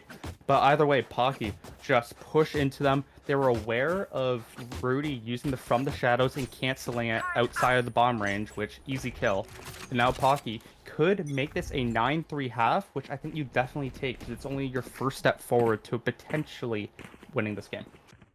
Yeah, but Nemesis just got a lot of momentum going forward right now. Is going to pick up the operator as well. So this could provide a bit of a pace change for RME, and something that Pocky aren't quite ready for here in the final round of the half. It's all going to be up to whether or not they are able to suss it out before they are forced into an engagement with it, as Nemesis is just keeping it quiet. However, Milk is Juice does manage to take out Mr. Seed, a massive part of what has been allowing RME to win. And it's all strong from this C site. You said you wanted to see them go somewhere other than A, but it seems like the C site is not an option in round 12, as Pocky are looking to try and stabilize this half into a potential 9-3 curse. Yeah, I mean, they're finally able to find the picks. Now only CeeLo and Wizard are left in this garage position. Won't be spotted out by that dart, so they could... Oh, now they are. Yeah, CeeLo does manage to get one, but left in a 1v4 with only about 100 HP to work with. This is looking completely unwinnable unless we see an amazing clutch. 20 seconds left on the board. Has the spike. Could explore some other options, but instead she's going to decide to barrel in towards this B site. Gets the engagement onto Towels and can't best her. So it's 9-3 on the half for Pocky. Does the curse exist? That is what I am wondering right now. We almost saw it happen just a few days ago, I believe, with the Honeydew GFU series. And it was close. And unfortunately, it did not go the way. But we are back to the 9-3 potential for Pocky. They're still looking to close out this series, and RME is looking to tie up it 1-1 as we're going to head to them being on defense, where they were really good on it on Bind. I think they had both teams had a decent performance on the defense of Bind. But I'm really interested to see what RME can do here as Rojo's picking up that shorty like he always does. And won't find any value, though, because Pocky is on the C side of the map. Last time we saw Kang on the attacking side of Haven, she went absolutely insane. She went from 18 on the half to ending the game with 34 kills. So what can she give us on this attacking side? Early spam through the smoke goes down to 45 HP, so suddenly she's walking wounded, and Mr. Seed manages to take out Treats as well. So it's not going to be anything coming through on this pistol, it feels like, for Pocky. They're walking right into a trap, and Mr. Seed is the mastermind of it as he picks up a third. Nemesis is there to pick it up as well, and Rudy with a knife kill to finish it off, salting the wound of Pocky. Darlax wasn't able to get us the knife kill last week, but Rudy Rojo's another player that plays a similar style, gets us one as Mr. C just held off that site. I think something that we haven't really talked about this game, but has gotten a lot of first bloods for this team on the attack, and now on defense just able to hold that, and that hurts Pocky's chances of winning so hard. Now they need a prayer, because this is a forced round for RME where, I mean, they won their last one. Can they do it again? As they're gonna be, as Pocky's gonna be looking to cancel that visa. And Kane caught early by the tripwire as well is just gonna take so much problems for it. Once again, they're trying to just hammer away at this C site, but it's been on lockdown. Wizard's good for 2 before he's traded back. And so now it's a retake, but RME, they have man advantage, they have weapon advantage. This is gonna have to be a miracle for Pocky to pull it off. And Mina is gonna try and be the provider of that miracle, but as she's taken down to 16 HP, she's gonna toss that mantle to Treats instead. Nemesis with 2 on the Sheriff, and Rudy Rojos comes through with the Bucky as well. So RME convert their force. I think we're heading to a map 3. I think that is the nail in the coffin. Of course, Pocky can do it. We've seen something similar before, but that is almost no damage on this force. And now, I mean, they're going to have guns now, so they need to figure out something. And Kang going to call that timeout. Needs to figure out something to do right now before it's it's already too late, but need to figure it out now. I mean, Pocky were playing with this for losing the pistol. They decided not to force into last round. They wanted to just give it a swing with the full buy and try and get a streak. That's all they can hope for at this point. They have to streak some massive rounds together here. And you said too little too late. I feel like it might be the same, but you never know. Something magical could happen. And that magic needs to come from Kang. 5 and 10 on the map, someone that you don't usually see with a negative KD. We're just down in the standings in general, in the scoreboard, sorry. We need to see Kang pull something out. We need to see Kang find that magic and gain that confidence to win this game, because she is the center point. Yes, last game you had Treats doing well, Treats even doing well this game too, but we need to see some magic from Kang, and I'm really looking to see if she can do it. That's why she is our player to watch in this series, and this is why we need to see what she can do here, as they're gonna start 11-3 comeback hopefully right now, as it looks like it's an A hit. Yeah, I almost wonder if part of RME's counter-stratting was towards King specifically being such a lethal player on this map. I wonder if they specifically looked at how they can shut down Kang, because it's been absolutely no value, it feels like, from a lot of Kang's initiations. It's going to be early aggression, and Milk is juice Oh, goes down no. early. It is an absolute farm from the RME side as they look to convert their bonus round off the back of the Trailblazer. Rudy Rojo's just cleans up sewer, and it's all left up to Mina out along, but Rudy Rojo's is feeling frisky. CeeLo and Rudy Rojo saying ka-chow as a lot of martial shots were used in that Bucky, finding so much damage. And now we're gonna see an op out of Nemesis potentially, and that could seal the I mean, the coffin's already sealed. You just need to close down on it right now, Army, as it is looking dead to rights, as we need to see something crazy, crazy, crazy from Pocky, to put it bluntly at least. I mean, I've been a believer this whole time. I've been saying it's never over. You know, it's over here. All of Pocky are forced onto weaker weaponry. There's an op on the board for Nemesis. This is RME, and this is a masterclass of Haven. They have completely shut down Pocky on what we imagine to be one of their strongest maps. Yeah, and I mean, you have to reset here, right? You went down early last map too, and you're able to reset. Now that you haven't been able to do it mid-game, you need to figure it out from the next map. And I'm sure they can do it because we've seen a lot of resolve from that team, and I'm actually excited to see what kind of Pocky we see next match.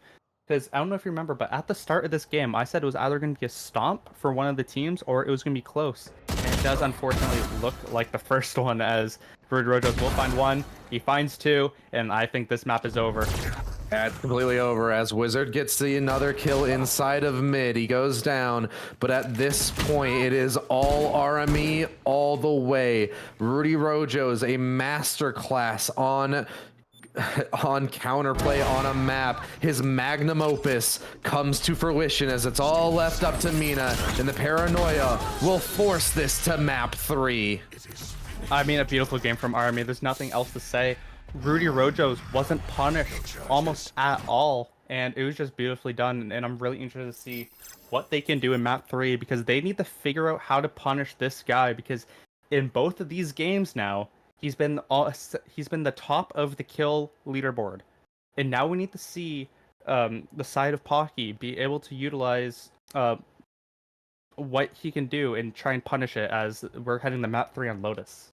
And we'll be pulling in none other than the mastermind of that stomp. Rudy Rojos is going to be joining us for the post-map interview. Rudy Rojos, congratulations on a massive pickup for you guys. A great bounce back off of Bind, and truly a masterclass on Haven. Thank you, thank you.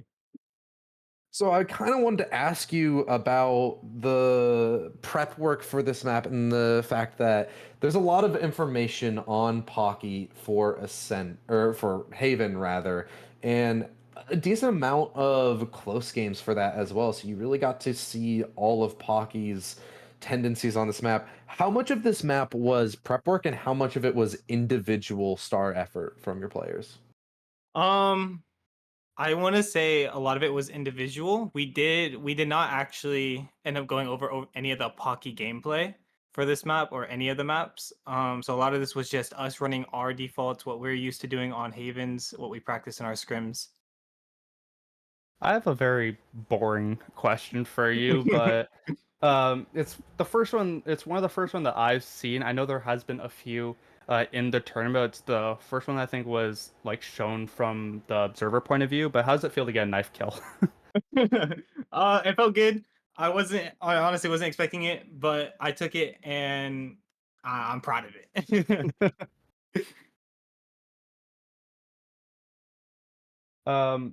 So you guys are heading on to Lotus next. So I just wanted to hear your thoughts about going onto Lotus against Pocky, which they're gonna look to bounce back, and you guys just had a really good game. So I just wanted to know your thoughts heading into that map. Heading into that map, honestly, we're thinking of it the same exact as Lotus. It's one of our stronger maps, one of our more confident maps, and we're looking to close it out very early. Yeah, and I mean, you guys closed Haven out certainly quite early. 13-3. Definitely got to be feeling good. So congratulations for that. As for us, we're going to be tossing it to a 5-minute break before we get into Lotus. All right.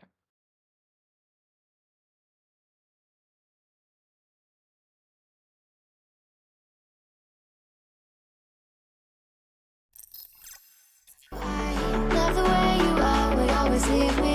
Why do I, baby? Why do I? Love the touch, but never love the feeling.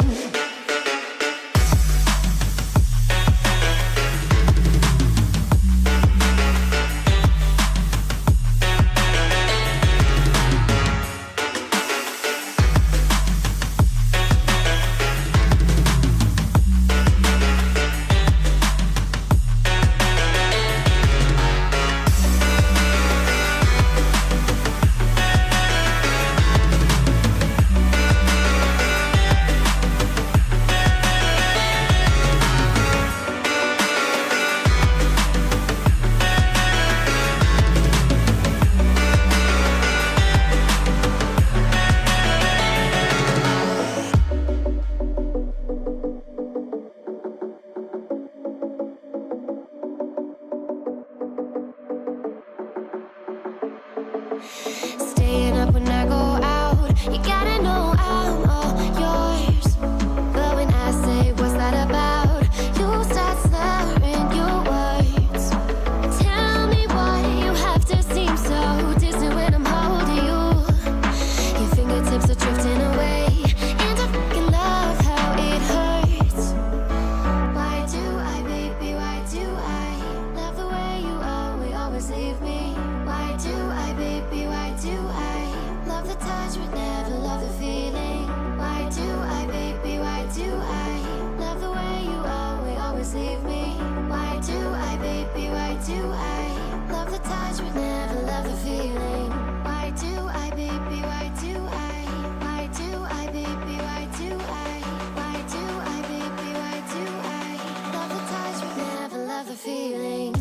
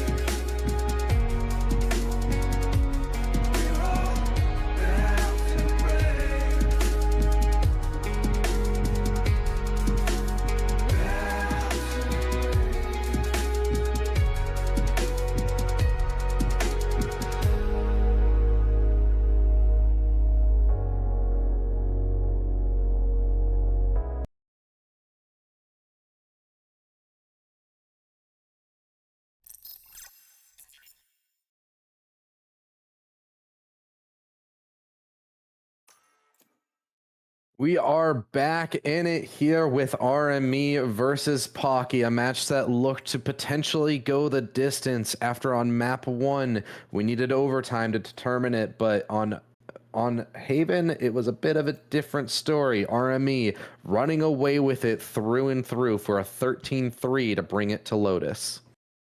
I'm gonna be honest. I think they just wanted us to watch another Lotus game. I'm just gonna say it here. I think that is what Pocky did. They're like, we're not gonna play this game. We're gonna make us watch another Lotus game, and now we're here for the 15th billion time. And I mean, we'll see what happens here. Of course, RME destroyed, dismantled Pocky, and we need to see something come out of Pocky here to show us why they're a good team. Yeah, we need to see some kind of bounce back here. It was just disappointing on Haven, to be honest, from Pocky. Not what we've come to expect them on that map. It's looked to be one of their stronger ones, but RME are just too good, I guess, and it wasn't even as much of counter-stratting as we would have wanted to think, I guess, as well, by Rudy Roja's own admission. And what hurts Pocky even more, they have their third sub now, as Mina is going to be taken out for the player. He has his name hidden, so I actually have no idea what to call him, so we're just going to call him Breach for now. And now Edna? there's... Oh, it's Edna? Okay, sorry. Edna is back then. And You not have Edna's name? No, all right. oh yeah, I don't have it. I do. I guess I'm not in the loop. Yeah. You know, Edna actually has you blocked. Oh, that makes sense. Anyway, yeah, 3 casters for Pocky, and this looks really rough for them. 3 subs for Pocky. Sorry, my bad. Man, I can't speak. if Pocky had 3 casters, if we were in there, man, I'm just saying, would it be on map 3? Where's the caster all-star match that I was promised when I signed my invisible contract? Rhodes, I'm gonna be honest. I've been playing. Oh, I forgot. I wasn't able to do my ritual. I have a ritual playing 1 DM before casting, just to kind of get into the mood to see how it's feeling. And I'm gonna be honest, man. I've been on it lately. I mean, are we on it enough to beat these teams? As I mean, we've seen some good performances from both of them. Now we need to see what they can do. RME back on attack. They dominated, decimated, desecrated Pocky last time as they push on the B. Yeah, certainly a lot of synonyms to the performance from RME on Haven, and we'll see if they can make it work here on Lotus. Another 3-site map. It starts out well. They get the plant, they get the opening kill, and even some good util to follow up. Rudy Rojo's with the short. He manages to get one more, and Nemesis is to keep it in a man advantage here for RME, but it is close. Only 2 players left for Pocky. They could try and isolate one of these players. Mr. Seed giving a little bit of early engagement here, but he's just gonna back off. The spike is halfway gone, and Towel for 30 HP just gets spammed out from the left side, and so now Nemesis is just gonna close in on Treats in an unwinnable clutch. You might find the kills, but you won't find the round. I mean, Treats has been really good with the shots. We have to say that. Treats throughout the series is probably one of the series MVP at this point, just playing so well. But yeah, this is going to be really interesting as we see a lot of role swaps from the side of Pocky. We see Kang on KJ, which I don't know how that's going to work. You know, we talked about Kang pulling out Clove last week is definitely a weird pick, but Killjoy isn't particularly a weird pick on the map, just a weird pick for the player. And now we need to see some sort of potential curse as RME has won the last 3 pistols in a row, and we see an early pick from Edna onto Mr. Seed. Yeah, looking to make that happen quickly, but it's been identified that all of these players for Pocky are over towards the A site, and so they're just going to choose to go to B and get the plant down there.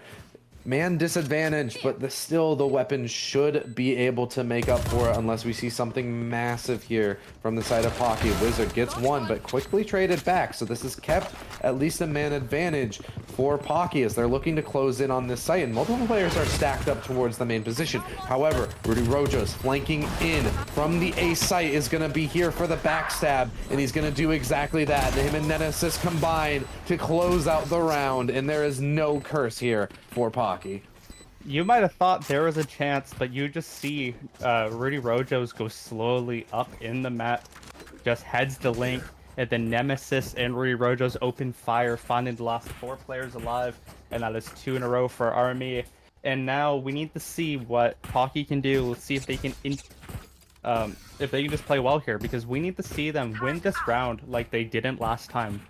And we need to see some innovation to try and beat this RME attack, because this is another 3-site map, which RME love because of what Rudy Rojo's and Mr. Seed and everyone on this team like to do, as they're going to take some contact with Tells.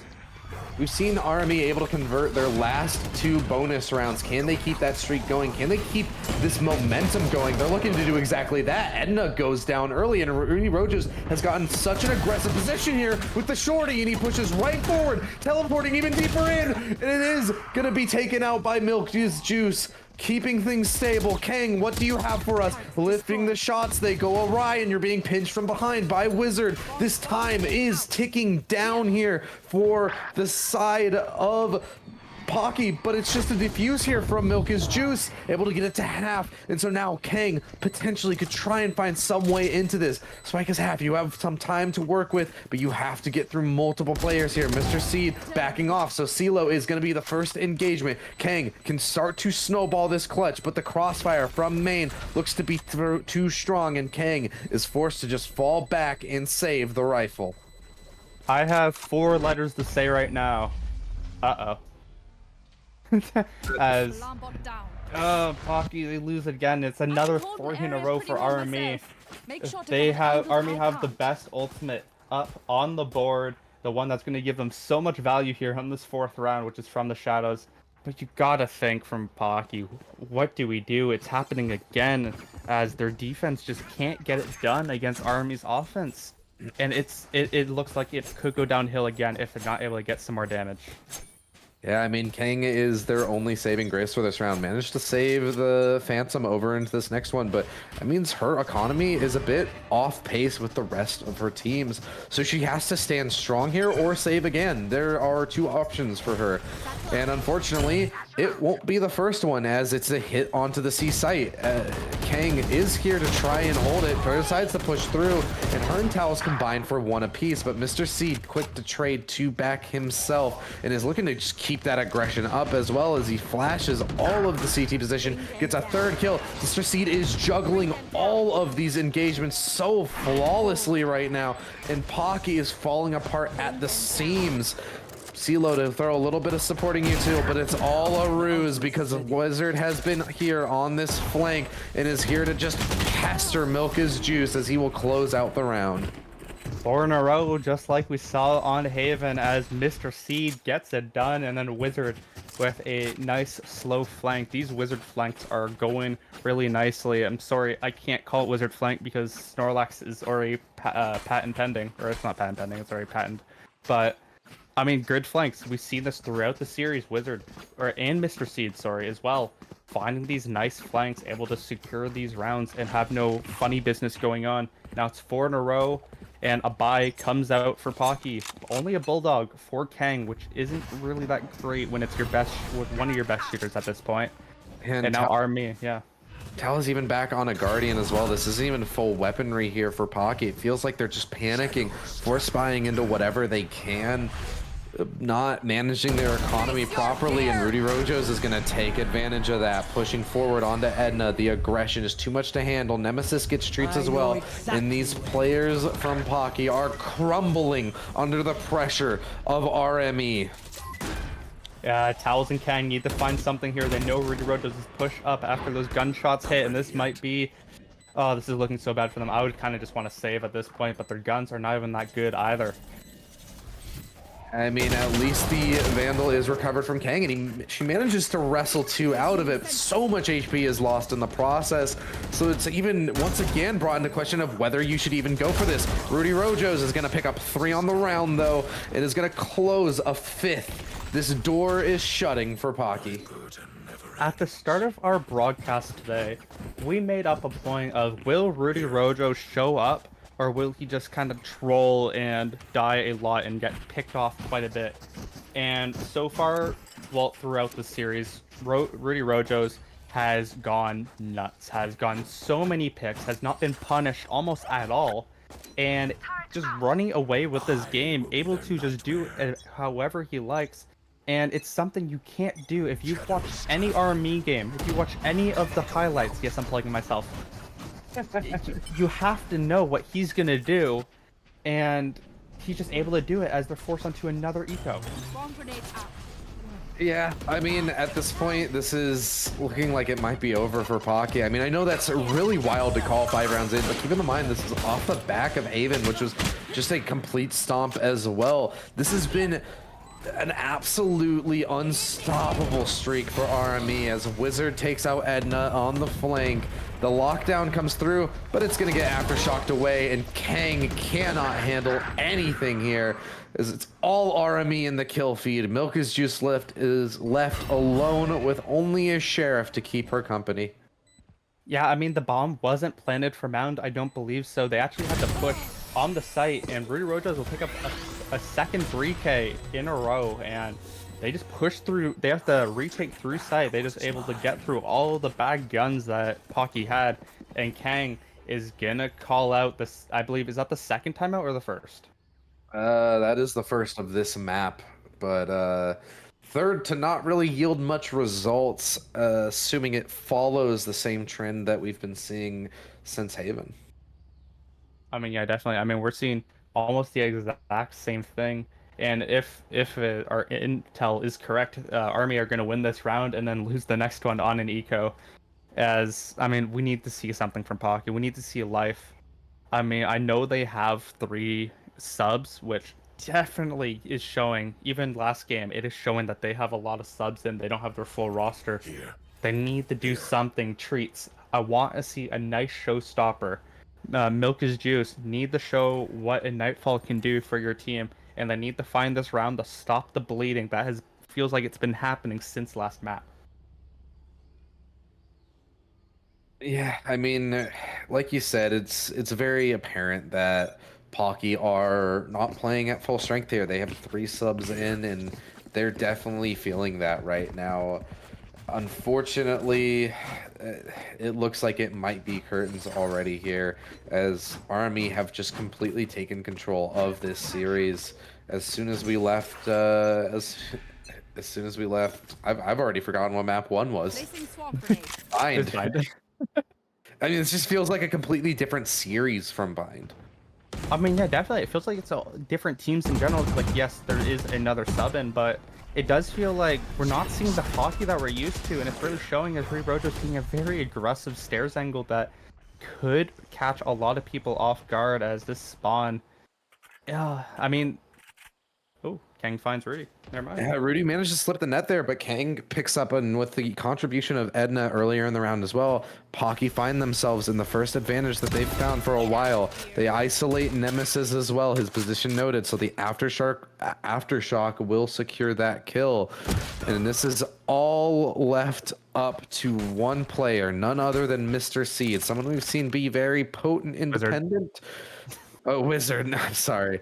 Someone we've seen be very potent independently, but this feels like a little bit too much.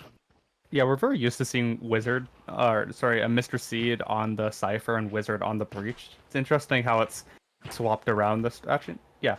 And, I mean, yeah, this round's over. Wizard ain't pulling off any magical spells. Yeah, I mean, we'll finish it off. Yeah, able to best towels through the wall, but Milk is Juice is there to stabilize. And so finally, Pocky have found a round, 6 rounds in. And yeah, I mean, they have money too. They can buy, and if they win this round, I mean, it's still pretty screwed as Army can just buy again. But the fact is, if they can get a few on the board, I said 3 last time. I want them to get 4 at least, and I'm pulling at straws here. They need to get at least 4 on the board here to at least make it close potentially, as Army is going to be pushing the C site, and a potential showstopper from Treats could stifle them. I mean, it all comes down, but unfortunately, Army has been able to bully this C site multiple times. However, Pocky are answering back with a lot of aggression. They send in the Rolling Thunder to try and contest that, and it'll leave them in a man advantage. Army knocked down to 3 players compared to Pocky's 4. Yeah, and they found Rudy Rojo, someone that has been able to get a lot of pressure up. This is 2 times in a row where he's not able to play early in the round. And do you know what happens when you kill Rudy Rojo's early in a round? You usually win that round, as now it's a 4 versus 3 advantage for Pocky. They still have a Nightfall up their sleeve. Of course they don't. Oh, never mind. Rolling Thunder coming out. It's going to hit Edna. Yeah, still can't count RME out of this because these players have stepped up on multiple occasions, and with the Rolling Thunder, they will secure the C site, which means the plant will go down. It is a 3v3 retake here for Pocky, something that they have struggled with time and time again throughout the latter half of this series. Nightfall will go in, and they also have a flank coming in from Towels. So much utility going in, but Mr. Seed is able to get the first onto Kang. Milk is Juice quick to trade it back, and the mound position is noted. An eye to go out, and so Milk is Juice is just pushing forward here. And it's all left up to Wizard again. A bit more manageable of a clutch here as it's a 1v2, and he brings it down to a 1v1. Towels throws out the smoke to try and cover. Wizard just slowly walking around, gets it to half, and so now Towels has to pull off this gunfight, and she's not able to. Wizard wins the 1v2. I thought magic was illegal in this game. I thought we turned that setting off. Might need Stack to check that out. As a 2v1 clutch for Wizard, it just felt like it was in Pocky's hands. That Nightfall hit 3 members. They were corralled into that area, but they just couldn't find anything else as Wizard gets the 1v2 clutch. I think that is their second 1v2 clutch, if I'm not mistaken. They got one on Bind earlier, I believe. And it's 7-1, the exact same score that it was last time on Haven. And you gotta feel for Pocky that slipped through their hands. Yeah, I mean, definitely this entire match is slipping through Pocky's hands. They're not able to get any kind of streaks going. It feels like every time they get around, it's immediately answered back by RME in kind. And so now they're looking to turn up the aggression once again, this time towards the A site. Towels manages to best Nemesis, but it's quickly traded back by Wizard. And with the neural theft coming through as well, it's going to spell a disaster here for Pocky. Mr. Seed contributes to that disaster. And so now it is a retake. But all your positions are noted. You do not have the element of surprise like you did last round, and you even have to work through the Nightfall here from CeeLo, as it's surely going to be tossed out. Showstopper is popped in response, but Rudy Rojos is able to best 2 of these players, and with Treats in a 1v3 with no audio and half HP to work with, the Nightfall is too much to handle. All of RME is too much to handle. I mean, RME, they like to corral you. You saw what they did on Haven. They like to push into you and make you hide in your own spawn. They make you want to, like, not be able to do anything because they put so much pressure. And you just saw it there as well. They just corral you into that one spot. They couldn't leave stairs. They couldn't even get into top of A. And it was just a beautifully done round from RME. And that Nightfall shuts all the noise down. I always love the Nightfall ultimate because you would think it's useless because it essentially doesn't do anything besides spot where you are. But the amount of weirdness that gives you, you're not able to really shoot people right, you're not able to hear. It's always a very weird ultimate, and sorry for passing by, but Treats gets picked off, which, I mean, you don't want as Pocky's already grasping at straws. I mean, at this point, the play-by-play is getting less and less important as the rounds go on because Pocky just finds themselves in unwinnable situation after unwinnable situation. It doesn't really matter how all of this is playing out because RME is winning. Yeah, and Kang cannot do anything with this shorty either, as CeeLo gets the 3rd on the round, picking up Towels and Milk is good. Yeah, this is all falling apart, and it's looking like it's going to be a flawless round from RME. Honestly, it looks like the only kill that would come through for Pocky would be in the ways of a team kill, as it's an ace for CeeLo. CeeLo ace, gotta love it, as, I mean, that is their second ace that is streamed from us too. The most aces that we have streamed. And I mean, just congrats for that. That was just very cleanly done from RME, able to do all that. And it's 9-1. This game is all but over. You know this game is over when even Aldaria is not saying that there's a chance. You know that that is when the game is over. When the guy that is like, hey, they could do it, is not here anymore. They're just done. I am probably one of the most notorious copium huffers here. And I mean, yeah, this is it. This is RME's map. They have managed to best Pocky, granted a weakened Pocky by subs, but a win nonetheless. They will be taking that to the bank. I mean, they will check in with cash, as, I mean, there is a gun round here. It is 5v5. Rudy Rojos is injured, but Edna's gonna look for a pick here. This could be very risky. But there's so many layers to this RME attack. Yeah, she gets the isolated fight onto 1 with the flash, but just backs off and lets another player take the lead. It's at least kept even here by Pocky. They managed to trade 1 back, but Wizard. this is just looking so deadly. And yeah, Wizard on the flank, manages to pick up one. Towels trades it back, so this mound position is going to be taken by Pocky, so they can try and work this retake, but a smoke is going to block sight lines there, so he has to wait it out. And this is looking very rough for Pocky as multiple positions are noted, and they're just going to isolate this mounds fight. But Towels manages to best CeeLo. This is Pocky's best shot into a round. It's Mr. Seed in the 1v3, gets one, but Tree is able to finish it off. And so it's at least two here on the half for Pocky. I mean, Treats is back at it. I mean, finally able to find some shots to put together. They were just able to surround all of RME. They couldn't really do too much. We could have saw spoiler there from Mr. Seed. We've seen it before, but it just didn't happen as we finally see 2 rounds and potentially a third for Pocky if we're sipping the copium hard. But we are seeing a wizard. Oh, okay, no, never mind. Is Wizard dropping the op? What's happening with him? Oh, it's giving it the Nemesis. Ooh. That is some dangerous stuff. Oh, they're doing roulette. Got it. Throwing guns around. Yeah, I mean, they have the economy for it. They have the rounds for it. Excuse me, I'm so sorry.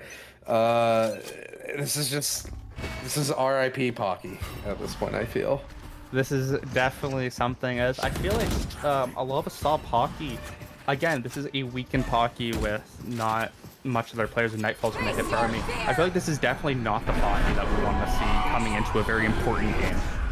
And I mean, it's not the Pocky that we're used to seeing, which, like we've said multiple times, is because they're playing with 3 subs. So they just aren't the Pocky that we're used to seeing, sadly. It's from a player standpoint, they are at a massive disadvantage coming into this map, and that gap cannot be closed at all. RME have managed to fully dismantle this salvaged Pocky roster.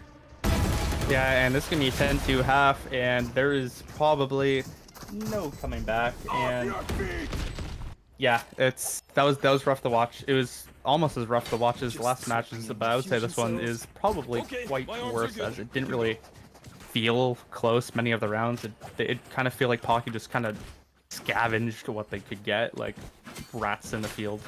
I mean, there's an overwhelming sense of hopelessness from this match. We saw Bind be so close and look to potentially be something really interesting, but unfortunately, RME are just too ready for these 2 maps. And Haven, you at least had the blissful hope of maybe on Lotus Pocky can pull through, but here there is no lifeline, there is no backup, there is no next map. There is only lost. Yeah, I mean, we'll see what they can do here on their attack, as, I mean, RME are just going to corral them with this door right here. I mean, we've seen them do it before, I wouldn't be surprised, but they're doing it late, actually, so it's not going to do too much, as Treats does find Wizard on site.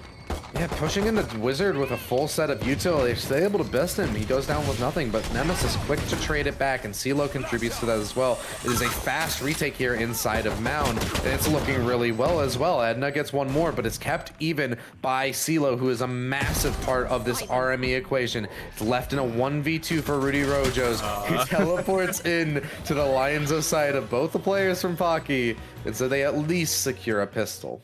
All right, I'm ready to see, what is it, 9 rounds in a row ish?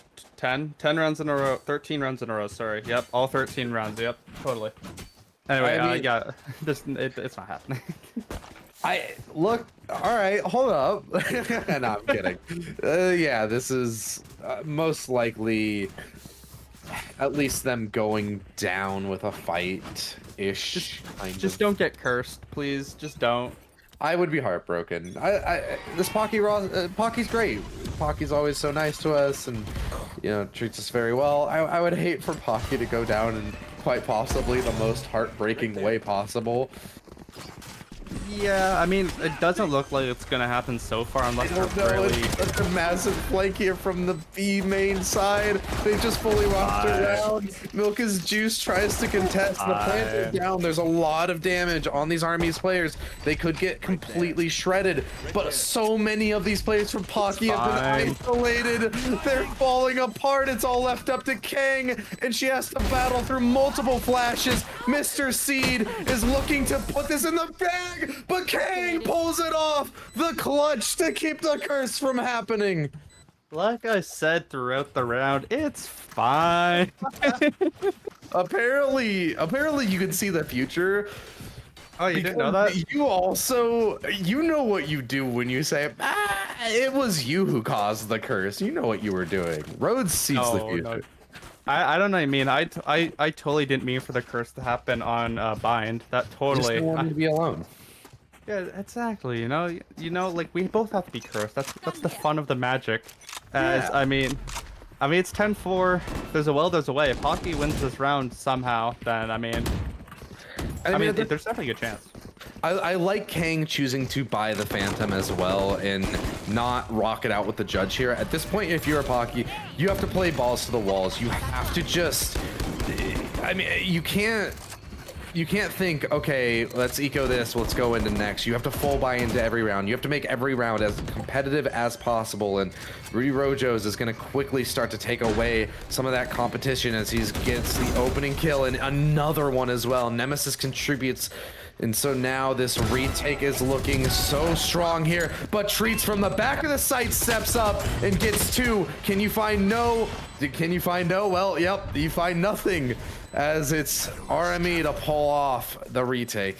The word no is what you find as another 3K from Rudy Rojos comes out, picks up the Odin as well. This is 11-4. This map is all but over as the side of Pocky are back to either forcing or ecoing. Either way, it's not good. Yeah, like I said, you just have to force. You don't have the option of ecoing at this point. You're so far down.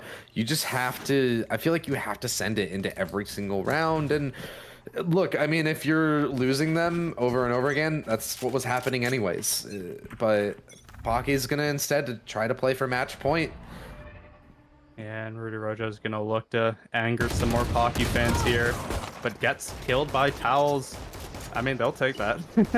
Yeah, but King brought so low and spam coming through the door as well. It's so dangerous here. And yes, Kang will go down to CeeLo, and that even sets up the nightfall for this potential retake. So once again, the looming threat of match point resumes.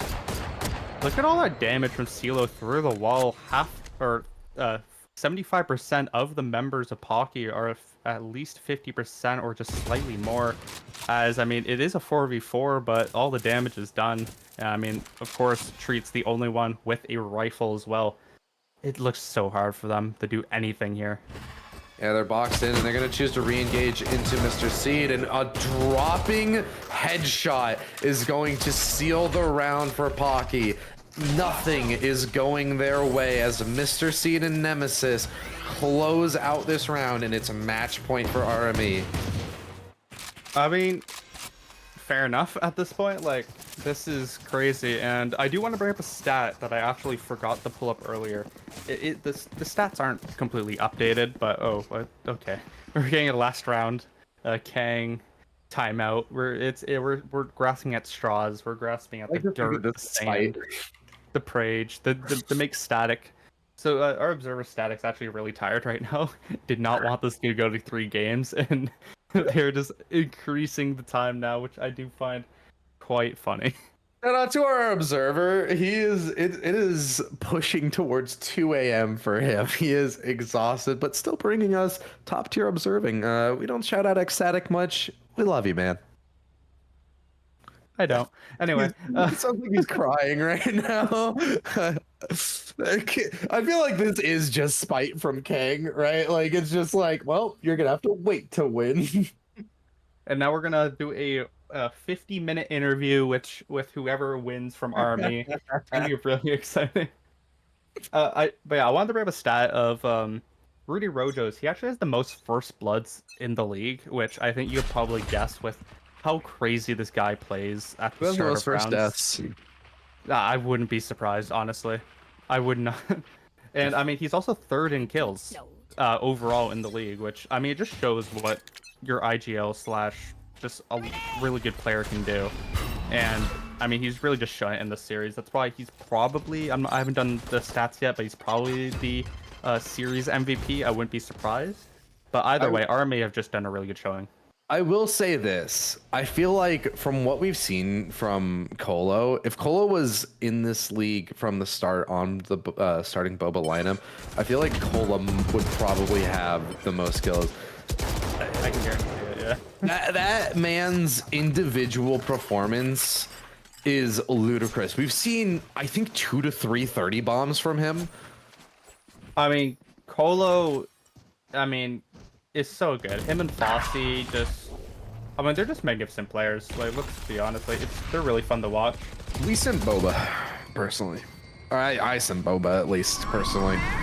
But, what was not here? It's RME versus Pocky, and Pocky, a little bit of life in them. Edna gets the opening pick into this round. Perhaps back against the walls, they show their best as CeeLo goes down as well to Treat. So they've secured this B site, and the Nightfall will not come through. It was actually already spent. I don't know what I'm rambling about. Nemesis gets the kill on the Treats and secures the Showstopper, but it's not enough as Pocky secure their 5th. Oh, dude, this Early. game is getting really close as Pocky. Just another amazing round. I'm sorry for the sarcasm. I had to do it. But it's If going to be Mr. 12. Seed wins this 1v4, I'm going to eat a sock, I swear to God.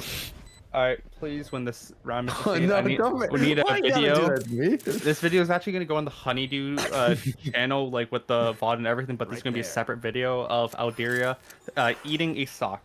I have a webcam too. I can't even run away from that if I... Mr. Seed, please don't. Okay, Mr. Seed is saving, so we're good. I'm fine. It is terrifying that I'm actually worried about that happening. That goes to show how this matchup's been going. I mean, we've seen Mr. Seed do that type of stuff, like in I general. almost called him Mr. Stock, by the way. Mr. Sock. Can we get a name change? Can we call him Mr. Sock? I'll have to run it by him. Oh my God. But yeah, I do want to bring up, since we are kind of in like a low point of potentially waiting for, I don't like to say it, but kind of waiting for Pocky to lose. I mean, it can happen. They've won 3 out of 5 of these rounds. Come back. Oh, he's back. But I do want to say, from what we were talking about earlier, no hopium. Take the tube out. Take the tube. Take me off copium life support. The copium and hopium. The tube needs to be ripped aside, as, I mean, Wizard is alone on site. This is actually really doable. Treats does have the Showstopper as well. And he only has an Ares as well. Now, that this is set up for, though, is his tripwire. So he'll be able to spam through this box. So that is still dangerous for Pocky. But if they're able to figure out the plan, they can take him out just like that. Because the Ares rather, takes so many shots, Treats is able to flick back and get the kill. And so Pocky can keep this momentum rolling. The Showstopper sent out just to stall some time for the plant. And the Aftershock won't be able to deny it. Towels secures more advantage, but RME is quick to close that gap as it's a 3v3. The lockdown is sent out and Treats hold strong, but Kang goes down, and so over the top, it's all gonna have to be Treats on an ace, but it's gonna be RME closing it out. We will see no heroics, no miracles. Instead, it'll be a very unsatisfying ending to what was initially possibly a banger of a match. I mean, I felt satisfied seeing Rudy Rojos get 4 3Ks in the match, just going absolutely bananas and not getting punished for any antics he does. As a series, like you said, that we thought would be a lot closer, ended up being 2 stomps and 1 close match, is RME are now sole possessors of 3rd place in the league, 4-2. And we'll be pulling in, well, it looks like Rudy Rojos, but it looks like we have somebody else in the waiting room right now. As we're just trying to figure out who it is. I'm guessing their Discord name is most likely different than their in-game. So we're just gonna try to figure out who this is.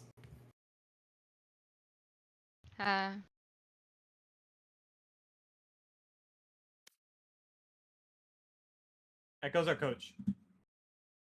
All right, and we'll be pulling in Echo, who is the coach actually for RME. So we're going to get a little bit of a different perspective in this interview, as he's going to be joining us right now. Hello, Echo. Congratulations on the win and thus securing third place in the league for now. Thank you, thank you. My guys all did really well. Yeah, I mean, I actually, in terms of being in third place in the league right now, we got revealed earlier to us, thanks to Steph, what the playoffs bracket is going to be looking like. And so now we know what exactly the seeding is going to be contributing towards. So is that a bit of a motivator for you guys to try and secure the third place position here?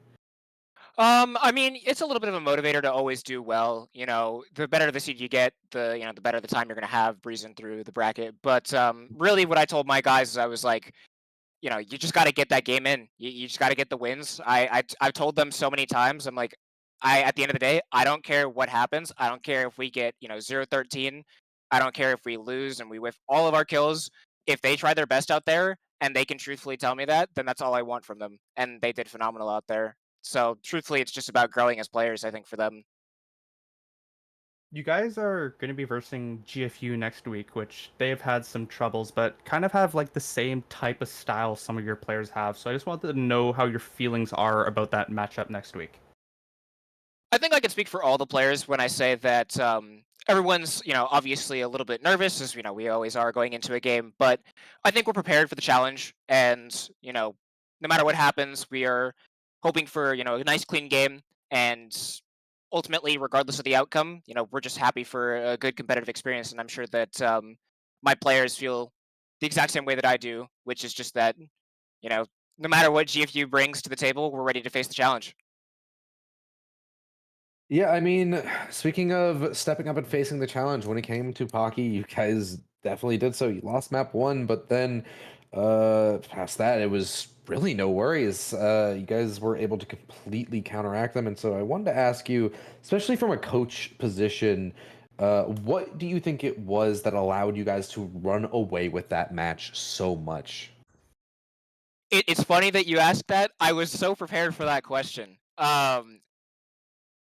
Really the thing that I told them going in between the first game and the second game is I kind of had a moment where I was a little bit tough on them. I was like, "Look, guys, the only person that is limiting you guys right now, it is not them. Contrary to popular belief, it is you guys." I was like, "You guys just got to get out of your own head. You guys have got this. You're the ones setting the pace for the game. Don't let them get in your head. It doesn't matter who they are or what they're doing in that game. Doesn't matter what happened in the last game.